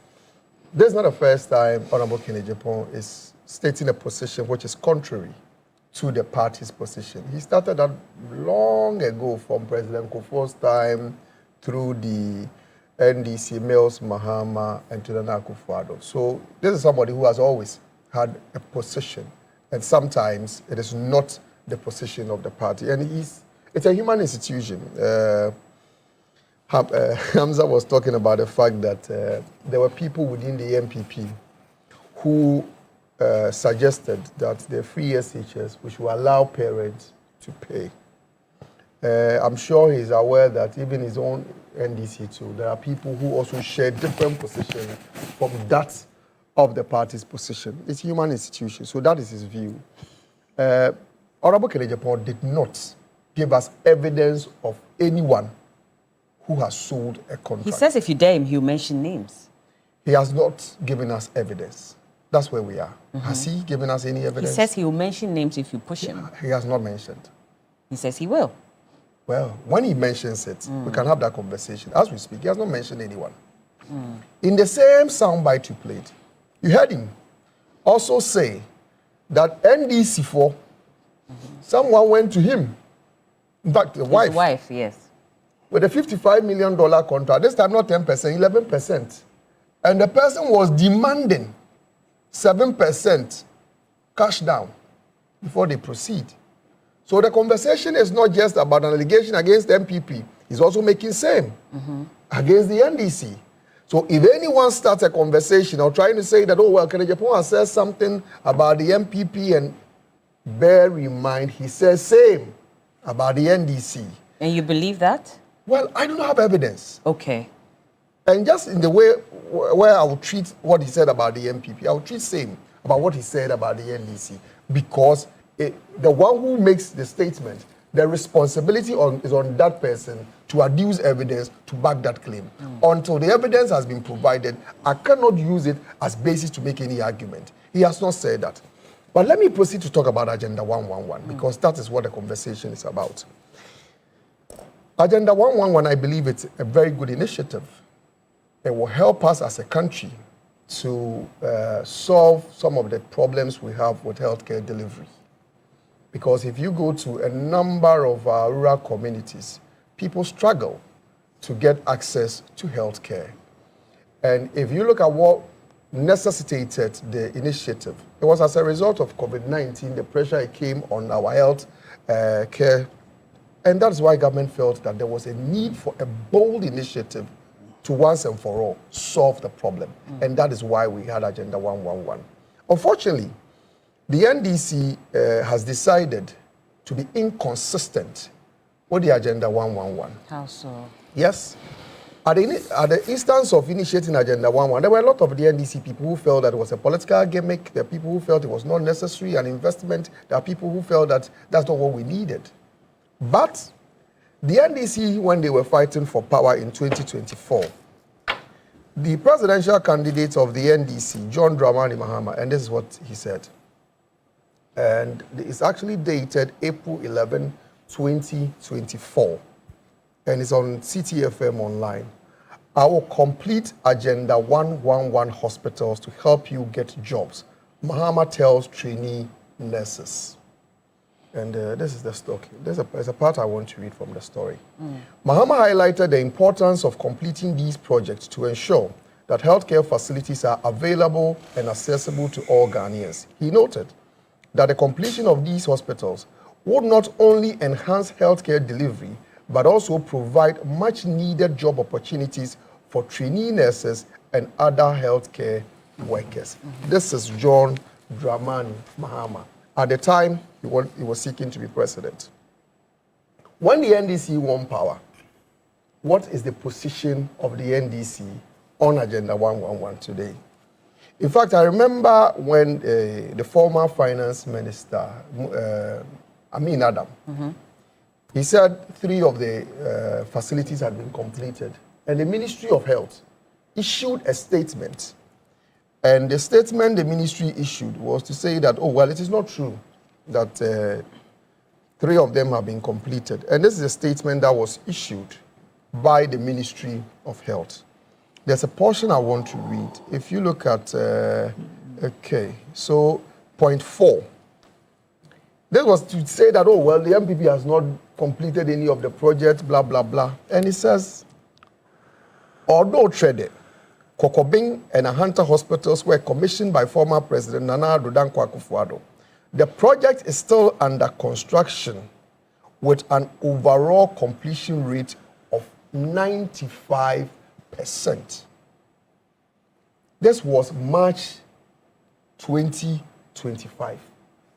The minister said these hospitals were at the rate of 95% completion. Yeah. What is the state of these hospitals as we speak today? 95% completed. That's the Ministry of Health. That's Ministry of Health statement. Because the health minister himself has spoken on this matter, and this was in April 2026. You are trusted. I get it, of course. Oh, don't worry, I'll go to beyond this. But he also said that it's just 70% complete because what's been done so far is civil works, civil works. So this is a statement that was issued by the ministry. But the man in charge of the ministry also spoke on this matter. But it tells you the inconsistency. They are not even consistent with their own statement. He said this last year. What was the percentage of completion? 95. No, from your point of view, from what the former finance minister said, what was the... The former finance minister said that it was ready. Ready to be used? Yes. And then he came to say that, no, it's not ready. It's actually 95%. So that's what I'm asking you, Fifi. As it stands now, when you say ready to use, is everything complete? I want to go with what the minister said. Okay. Because help your friend. Please allow him. 95% complete as of March last year. And today, these hospitals are still not ready. You ask yourself, what is the commitment? Bear in mind, the president said that they were going to complete these hospitals. 1, to ensure that we improve healthcare delivery, and 2, to give the youth who are training to be nurses opportunity to work. What has happened to it? And you know what? Just last week, Friday, another version of the story came. And it came from a member of the NDC. He is actually a member of parliament. Honorable Bondi is from the central region. What did he say? The honorable member of parliament said it is not the priority of the NDC to complete Agenda 111 hospitals. Yes. He said it is not. Is he wrong to say that? The president said it is a priority. If we have to go by what presidents are saying... it is not a priority. But if we have to go by what presidents are saying, the former president also said he was going to ensure that... Member of parliament. Fifi, but you know the president... Hold on. Okay. If we have to go by what presidents are saying, the former president also said he was going to make sure it's completed. All these 111 hospitals will be completed before the end of his tenure. His tenure ended. And the best we heard from his finance minister was that only 3 were completed. Even that is still under contention. So which one should we go with? Because if you are sticking to what President Mahama is saying, should we also hold you by what the former president had said and could not deliver on? Yes, you should. Okay. You know what, Bella? We went into election 2024, and Ghanaians had a duty to decide which political party to govern our country. They felt that the MPP has not lived up to its promises. And for that reason, they decided to vote against the MPP. Today, President Akufo-Addo, he is done with his administration. There's nothing he can change today. President Mahama, he is the president of the republic. He has the duty, he has the mandate, and he has the resources, and he can take the decision to make a difference. So you do not want to say that because someone did not do something yesterday, so it's a free pass for someone who has the opportunity to do that today. Bear in mind, this is what the MP said. Bondi, he said, well, the priority of the NDC government is to rather build markets where people will go to market at night in rural communities. And their priority is not to complete the hospitals. Yes, that's what he said. And Apia Dankwa, even though was speaking undertone, was asking the question, why is he a minister? No. But you can deduce from what the MP said and the actions by the minister and conclude that, yes, indeed, that is the position of the NDC. Because if a hospital that was 95% complete last year, over a year, it is still 95% complete, nothing, absolutely nothing has happened to these hospitals, then clearly their interest is not completing this hospital. I've heard the NDC. Was your interest in completing the hospital? Of course, I yes. always want to take it back because, again, if you talk about inconsistencies... Do you want us to live in pre-2025? No, Fifi. So we have to make progress as a country. Yes. We have to move on. But do you agree that you may have left a financial burden for this government to complete hospitals when there were even hospitals that were in existence that should have been completed but were not completed, and yet you started new ones? And those are the questions Ghanaians keep asking. Bella, you know what? And just briefly on this so I can bring in counsel. When you inherit state or government, your responsibility is to continue governing.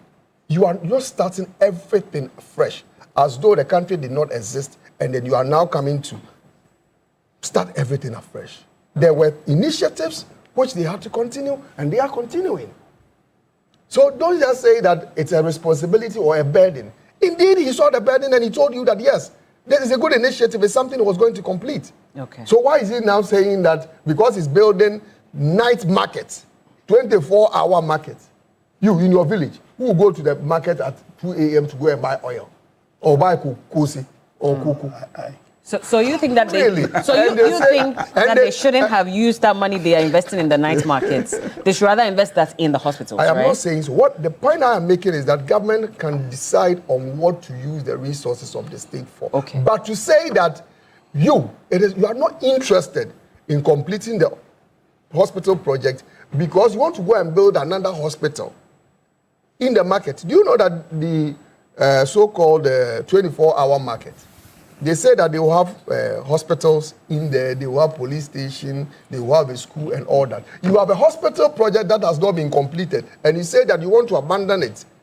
Okay. And rather go and build another hospital in a market. I think that is lack of prioritizing the state. You had a Fari military hospital and you still started new hospitals, Fifi. Let me bring counsel in. Hold on, let me bring counsel in. So was that No. Was that a comment or was that a question? It was a rhetoric question, but let me just go to Fifi. I'll give you that chance to respond. Let everyone have a bite on this. I'll come back to you. Don't worry. So you should ask the question. You are not part of the guest. No. I'm not commenting on this. I'm just asking. So your comment is rather be a question. This question is a question. A question which you don't want me to answer. I'll come back to you. A question you don't want me to answer. I'll come in. Don't worry. Oh, Fifi. I think my brother Fifi has done a great job. He conveniently ran away from the main issue. But probably if I were to be in his shoes, probably that's a step I'll take without antagonizing further Ken Ejapon. Because you see, the focus of what Ken was saying, and here I'm saying this in reaction to what you said, that Ken's position is different from the party's position. The Agenda 111, the fiery issue, and all the other examples he gave were examples to the effect that the previous NPP government, or the way we do politics, is not in the interest of the country. So the Agenda 111 thing he was giving, he mentioned Afari, were all examples of the main topic being that, do we do politics that inures to the benefit of Ghana and Ghanaians? Because I've said it again, I'll say, per Aristotle, the ends of politics ought to be in the creation of virtuous men. And if that's the end of politics, then issues that borders on your health, the health of the people, issues that borders on the education of the people, are issues that are so paramount that in those issues, you do not have to put your personal interests, neither must you put the party's interests ahead of those interests. And so, if is saying that the MPP holds a different view. What Fifi is essentially saying that MPP does politics that is not in the interest of Ghana. And I'm coming. MPP does politics that is not in the interest of Ghana. And it's not surprising because that has always been their position. Now, the case in point is a letter that B.J. Darocha wrote in 2008 when Honorable Lanchamanten left MPP, or attempted to leave MPP, and then there was discussion, and the concern was that he should be brought back. That B.J. Darocha wrote a letter, and in that letter, he disagreed vehemently with the position of the party. In that letter, he wrote that over the years, Alan Chamanten has shown that where he is asked to choose between the interests of the nation as against the interests of the party, he's going to choose the interests of the nation. And because he would choose the interests of the nation, they should not take him back into the party. Because the MPP is a party full of people who will always put their party's agenda ahead of the nation's agenda. Now, if that's their agenda, then that's a party that is reprobate. That's a party that has moral principle. And I think that's what has been shown, that lacks moral principle. And that's what has been shown in the course of this Kennedy Japon issue. Because what prompted Kennedy Japon to even make this statement? What prompted him was an attempt by members of the MPP to throw dust into the eyes of Ghanaians when they visited Afari Hospital. Because we all know that Afari Hospital was a project begun by His Excellency President Kufuor in terms of the conception, and then when His Excellency Professor John Evans Atamos and Mahama took over, they didn't abandon the project. They followed up, and after a lot of discussions, they settled on Afari in Kumasi. And I think they began the project in 2014. Within 2 years, they managed to bring the project up to 40% completion. For over 8 years, the new Patriotic Party under Nanado took it, just added 20% to Afari. And then, in spite of that shambolic attempts at completion of over 8 years, these MPs who ought to know better went to Afari against the advice of the military and attempted to tell Ghanaians that Afari is finished, so they should open it. What for that? What for that? And so when Kennedy was saying that these are people who lack credibility, who do not have credibility, who do politics that do not have your interest at heart, that what fuels them is just a desire for power. Power, they get the power and they don't do anything with the power. You understand? Two, Agenda 111, I've met Fifi on platform and I've asked, and Fifi was not too happy with that. That what fueled this Agenda 111 attempt? Because we're talking about a government that destroyed the La Polyclinic and told us that they were going to do a general clinic. Is it done?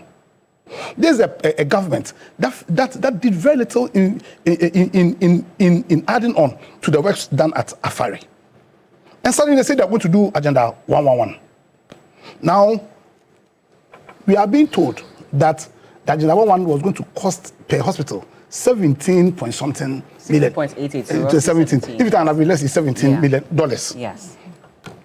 Now, Ken is alleging that for the 111, they shared the contract to the MPP people and they sold the contract for 10%.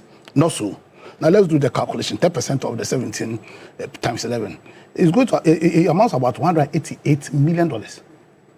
$188 million. So members of the MPP. So do you believe that?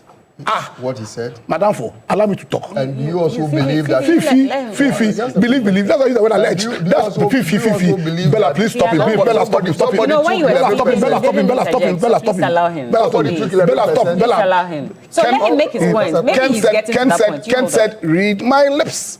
Fifi, read my lips. I'm saying that it's alleged. Listen, read my lips. Ken is saying it's alleged. And that's what I'm saying, a forensic audit ought to be had in that. Because it's very surprising that 111, only three, even the three we are contesting. Now, but what he's saying is that for a hospital, each one was going to cost about $17 million. He's alleging that they gave it to party apparatchiks. The party apparatchiks then sold the said contracts for 10%. Now, if you calculate that 10% by 111, it amounts to about $188 million. So party members pay the said allegations cumulatively have $188 million in their pockets. So the question is, what fueled the Agenda 111 thing?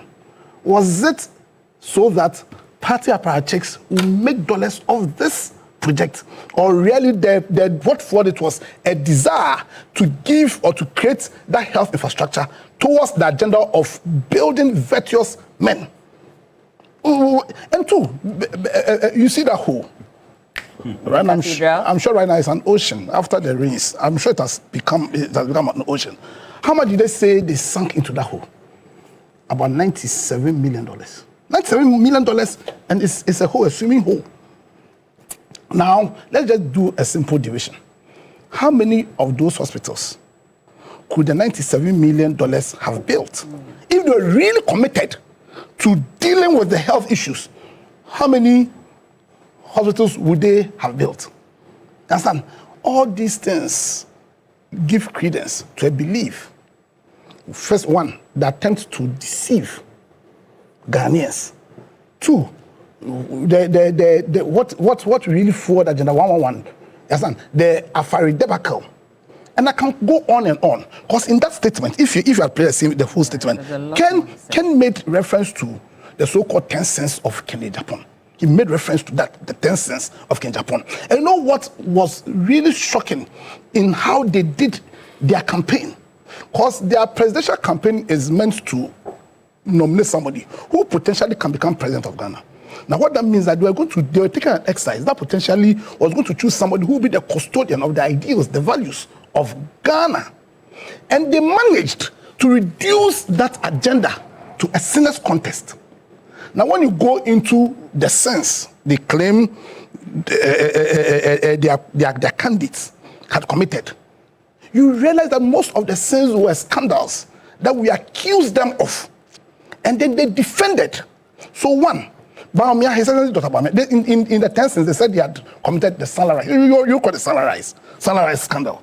In that, no, it was a scandal. We said people accused him of having done the salary scandal. And MPP defended it. And yet MPP, when it was convenient for them, told Ghanaians that, oh, we should not mind Baumia, he said Baumia because the salary that we are accusing him is true. You take Ken. You remember, I think 2014, 2015, Osla was accosted by some men at Kantamanto. And then Ken came out and then gave that despicable statement, that unpardonable statement, that statement that represented he driving dagger at the heart of the agenda of Ghanaians to forge one Ghana, a Ghana that is devoid of ethnocentrism and tribalism.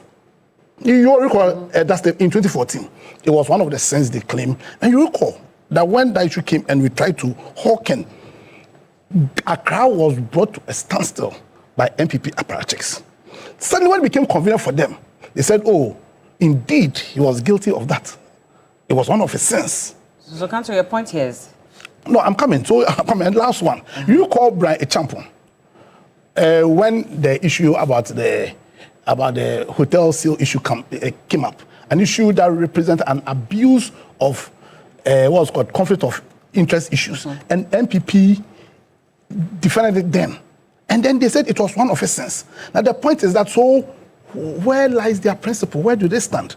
If you have a group that can defend an atrocity at some point in time and later turn around when it becomes convenient and say that, listen, it is their sin, then Bella, are you not worried? Because that's the bigger example of a reprobate mind.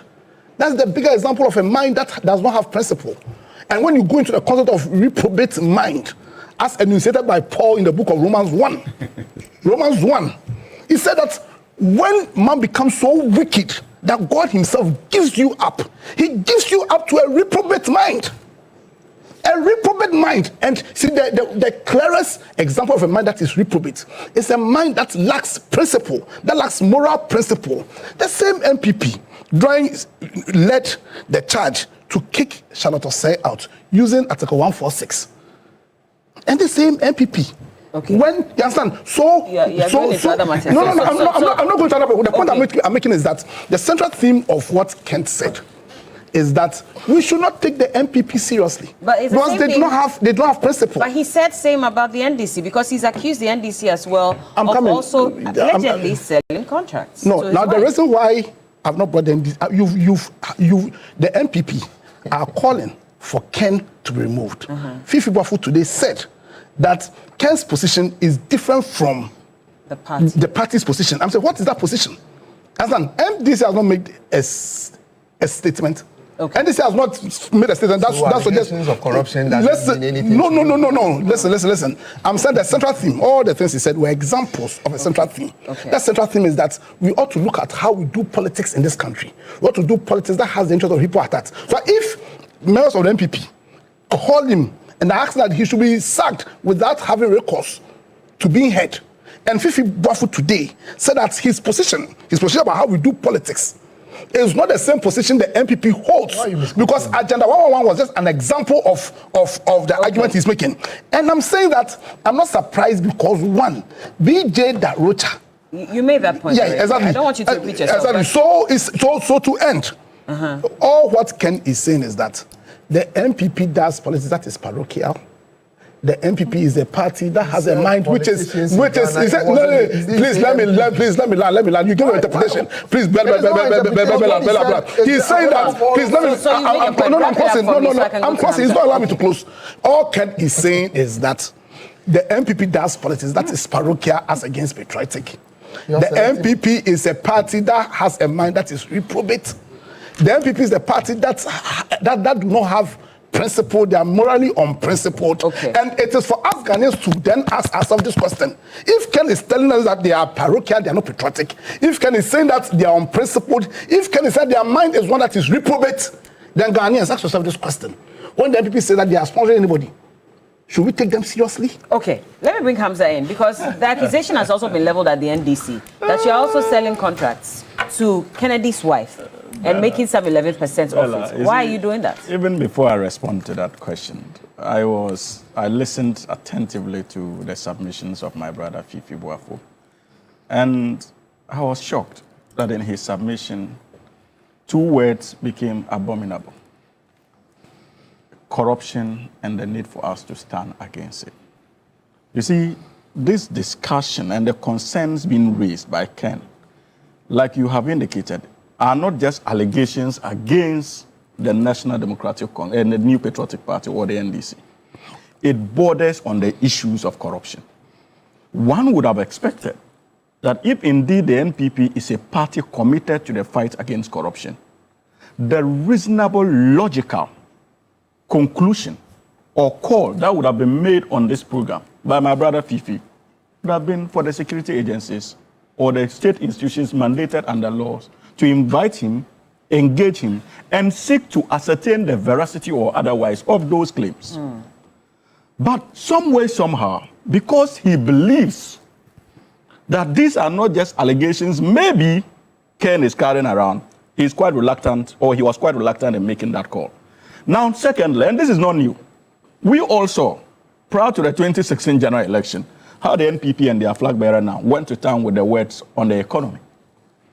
And for about 4 years in office, that word became abominable as far as their political balance was concerned. Today, corruption is also another word that appears heavy on the lips of the NPP because of their conducts in office. And for me, that convenient attempt to move the discussion away from corruption to the discourse that we had over last week in relation to Afari and the other hospitals clearly demonstrates the discomfort of the NPP as far as the corruption debate is concerned. And you see, Bella, I listened to my brother, an excellent job in terms of responding to that attempted deviation. So I'm not going to waste time on that. But on the subject matter of Ken and what he has said, ordinarily, as a communicator of the National Democratic Congress,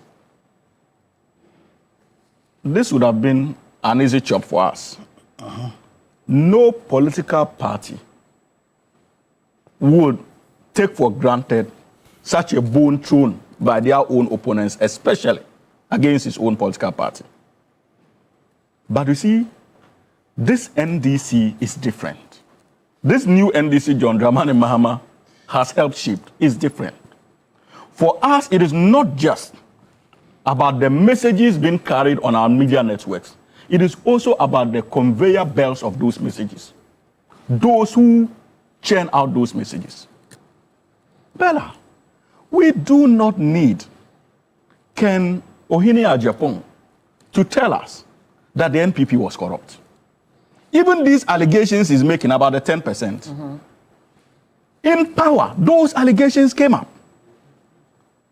There were allegations that even to see His Excellency President Nana Addo Dankwa Akufo-Addo, monies had to be paid. Are you referring to the cash for seats? Yes. Okay.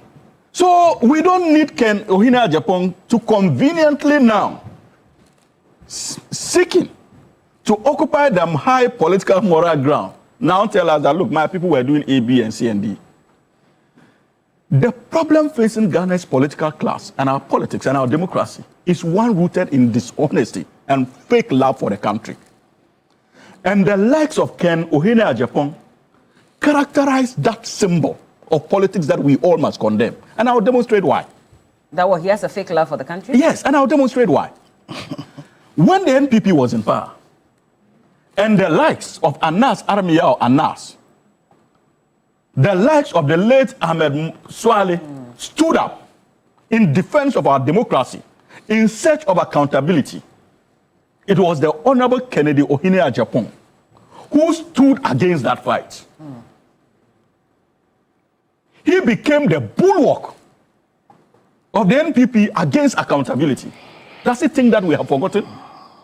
Where was this newfound love for country? At the time, it mattered the most. What were his comments?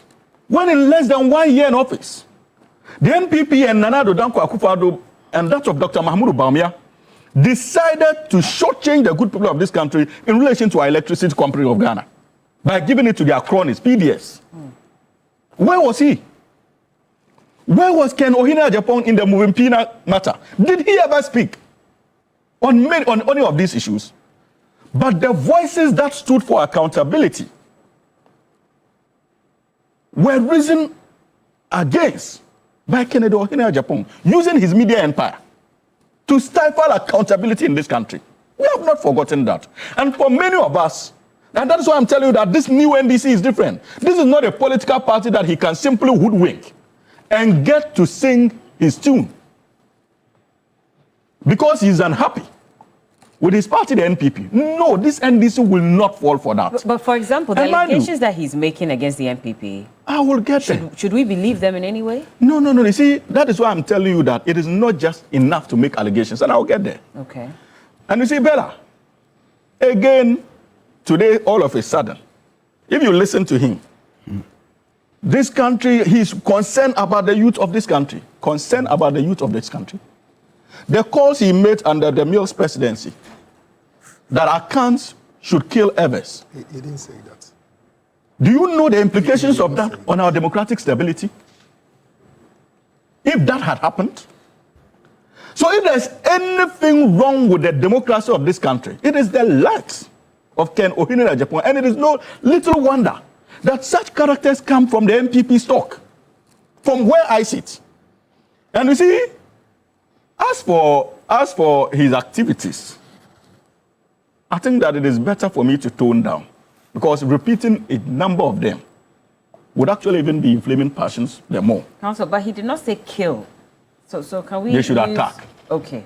Let's so, just but what was right. the ultimate aim of the attack? But you see, let's just use the right. I agree. He said they should so attack. that we don't also. I agree. Withdrawn. Okay. He said they should attack them. Okay. They should look for pistols, right?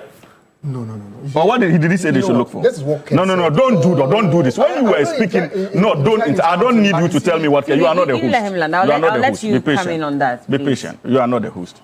And so, for us in the National Democratic Congress, we are watching the script unfold. And we are wondering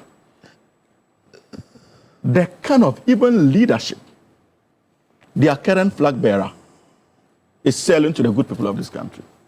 Because you see, when I woke up and heard that Dr. Mahmoud Bawumia and the MPP had even appointed Ken as a co-chair of one of their committees, I was hugely disappointed.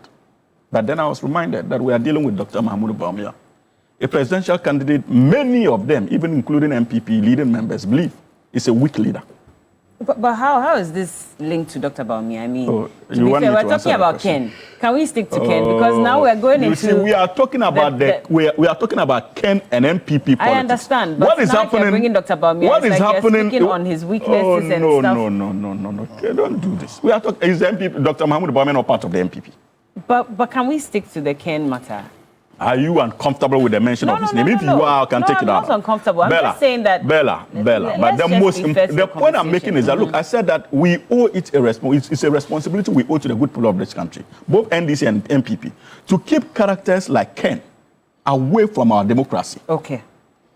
And so if you demonstrate a leadership failure in that respect, I am grounded to call you out. And that is what I've done in relation to Dr. Mahmoud Baumia. But you see, Ken also makes the point that, look, like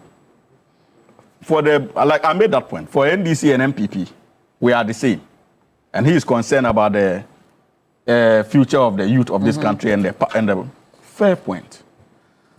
If this country is actually one that we believe to be working now, especially under this current administration, because I believe it is working, I expect those mandated under our laws to invite Kennedy Ohene Japan to substantiate the allegations. I'm interested in the allegation to the effect that a leading member of the ruling NDC made an offer to his wife. I'm interested. We need to know. Because this is a government that has vowed to deal decisively with corruption. And since his assumption of office as president, President Mahama has shown fidelity and commitment to that promise.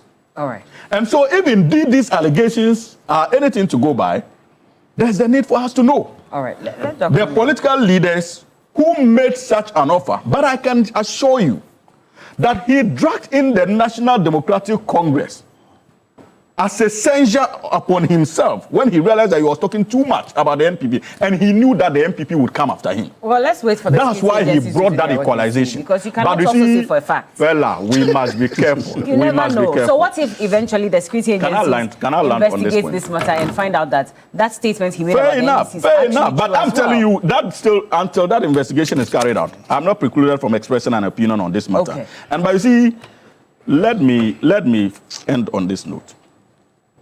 As for the internal politics of the MPP, it is their internal politics. You can decide to move away from the subject matter of our discourse this morning and move to the arena of 24-hour markets.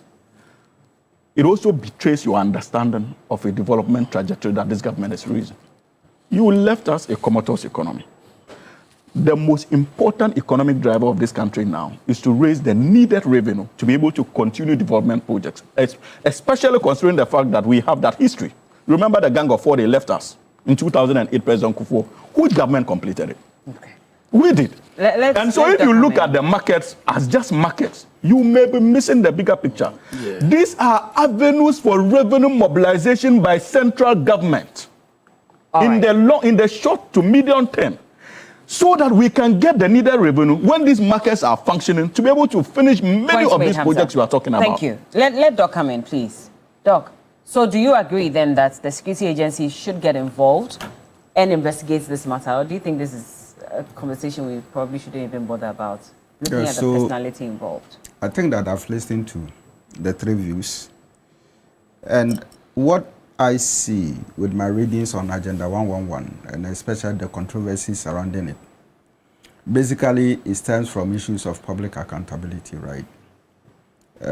Issues and accusations regarding financial mismanagement, and to a large extent, some kind of political rhetorics, that seems to be fueling all these issues. But my understanding of the whole issue has to do with the fact that we have seen in the past a number of projects that previous governments have undertaken. For reasons unknown, those projects are not able to see completion. And subsequent governments probably may decide not to touch it, or probably would touch it and then complete it. Let us go through memory lane a bit. In 2001, I think that before the exit of Jerry John Rawlings's led NDC, the Bui Dam was in there. And then Kufuor came. He solicited for funds and then was able to complete it, right? Okay. I think that was through the Sino Hydro $270 million project. Okay. Then we also know of the George Walker Bush, highway, which was started by Kufuor, and which the late Professor Mills also completed. What it means is that some of these things, when done, it saves the country from losing money or probably increasing its debts. All right. For me, if the NDC government, as promised by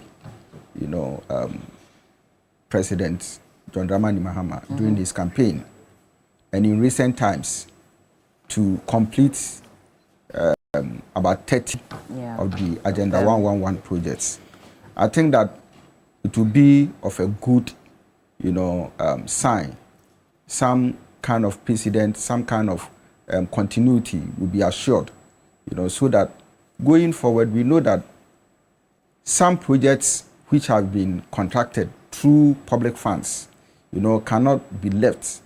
As we speak now, what has happened to projects, the housing project that Kufuor started? I don't know whether, no, Which Kufuor one? started some affordable housing projects.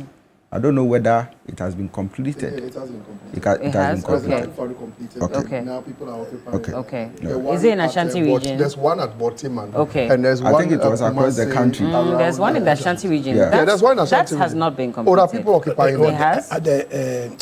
Okay. affordable. Yeah. Oh, it's Okay, completed. okay. Let's Then- not complete it. Okay. Sagleme still remains an eyesore, where public funds just left in there. We are talking about the La General Hospital too. Okay, we don't know what is happening. Well, construction is ongoing at It's the moment. ongoing. If I Okay. yes. Okay. So it means that the project is under. Okay. E-blocks, we all heard what also happened with that effect. But I want us to look at some of the losses and the benefits that when you complete some of these things, especially with Agenda 111. Okay. Already we know that $400 million has been spent. The AG has made an attempt to reclaim some 7.9 million dollars, and still left with about 1.3 million, because I hear that the total cost was going to be around 1.7 billion or so dollars. All right. And so for me, let's look at the bigger picture and not to over politicize these things. The bigger picture is that it will bring a lot of benefits. Now, Bella, look at the brain drain, taking place within the health sector. Young, energetic men and women are leaving Ghana, to other countries. Are we not losing? Okay. And so if this thing should continue, what is going to be the future of Ghana's health sector? So it is an important question we need to address. Okay. Secondly, I think that if government should go find this $1.3 million and invest, make sure that it is completed, rural economy is going to benefit. Women are going to sell water. Women are going to sell food. Tourism can be guaranteed. from other sectors or other places, Côte d'Ivoire and the rest, they may want to come. Okay, so we may want to use the health sector as an economic hub, not just for any other thing apart from maybe the medications and all that, but again, the economy boosting machine that probably we will be getting out of there. We know, and I think that the Ministry of Health has equally projected that when this is done and this project is completed, about 20,000 new jobs can be created. Yes. All right. So I think that there should be a deliberate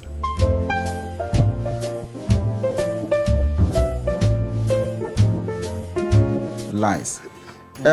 Okay. Let me land by commenting on what Kennedy Japan has said. I was going to bring you to that because I was wondering if you were going to say anything. Yes. So you see, for me, the threat to the MPP neutralizes whatever nationalistic perspective that is coming from. Again, the accusations to both NDC and MPP with regards to the 10 and 11%. He was in government, isn't it? And recently he's telling us that the wife has been asked to pay 11%. Yes. What kind of advice did he give to the wife? Is he bold enough to come and tell us that because I believe in Ghana, because I believe in the youth, I've advised my wife not to go for that contract? Okay. If that point is proven beyond any reasonable doubt, okay, and also come to explain to us Ghanaians that, look, even when I was in government, remember that he has said and indicated that, politics has helped him improve so much in his businesses. All right. So if he wants to say that he is so interested in Ghana and all that, I think that he should prove beyond reasonable doubt that he has done A, B, C, D to ensure that Ghana benefit and Ghana remains corruption free. From this, all right, cool. Thank you very much. We have to go because Papa will take us off. Dr. Bawumia. That one we can't go there. I already shut it down when he brought it up. So let's leave it. Let's leave it. So Big Issue is sponsored by the University of Gold Coast. Was the weakest link in the Whether you're aiming for a specialist MBA in marketing, communication, operations, supply chain, human resource management, finance, entrepreneurship, innovation, or business intelligence analytics, you want to advance to a dual MBA or chartered manager MBA, University of Gold Coast gives you that option that matches your vision. They also have other courses. So if you want an MSc in International Relations Communications, and a number of them, of course, we're entreating you to reach out to them now and apply because they'll make it possible for you to be able to go to school, get your courses done, and work at the same time. So call them now, 026-388-8555, 026-388-8555, or apply now on ugc.edu.gh,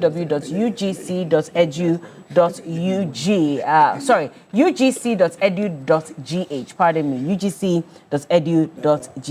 Yeah, February says very educated and insightful contribution from everyone. This morning I've had in the studios Fifi Boafo, and Fifi Boafo, he was actually very busy at Cocoa Board when the MPP was in power. He was actually the head of public affairs for Cocoa Board. He's also a member of the MPP. Andrew Apia Dankwa is the director of legal affairs United Party. Dr. Bernard Tutu Boateng is a political communications analyst, and Hamza Suyuni is a private legal practitioner, also a member of the NDC. You said he was what? I said they helped run down the that's not fair. That's not fair. Okay, we're done. We'll be back with more. We're expecting the education minister to also address us shortly. We'll pick that when it's ready. Keep watching. One back says.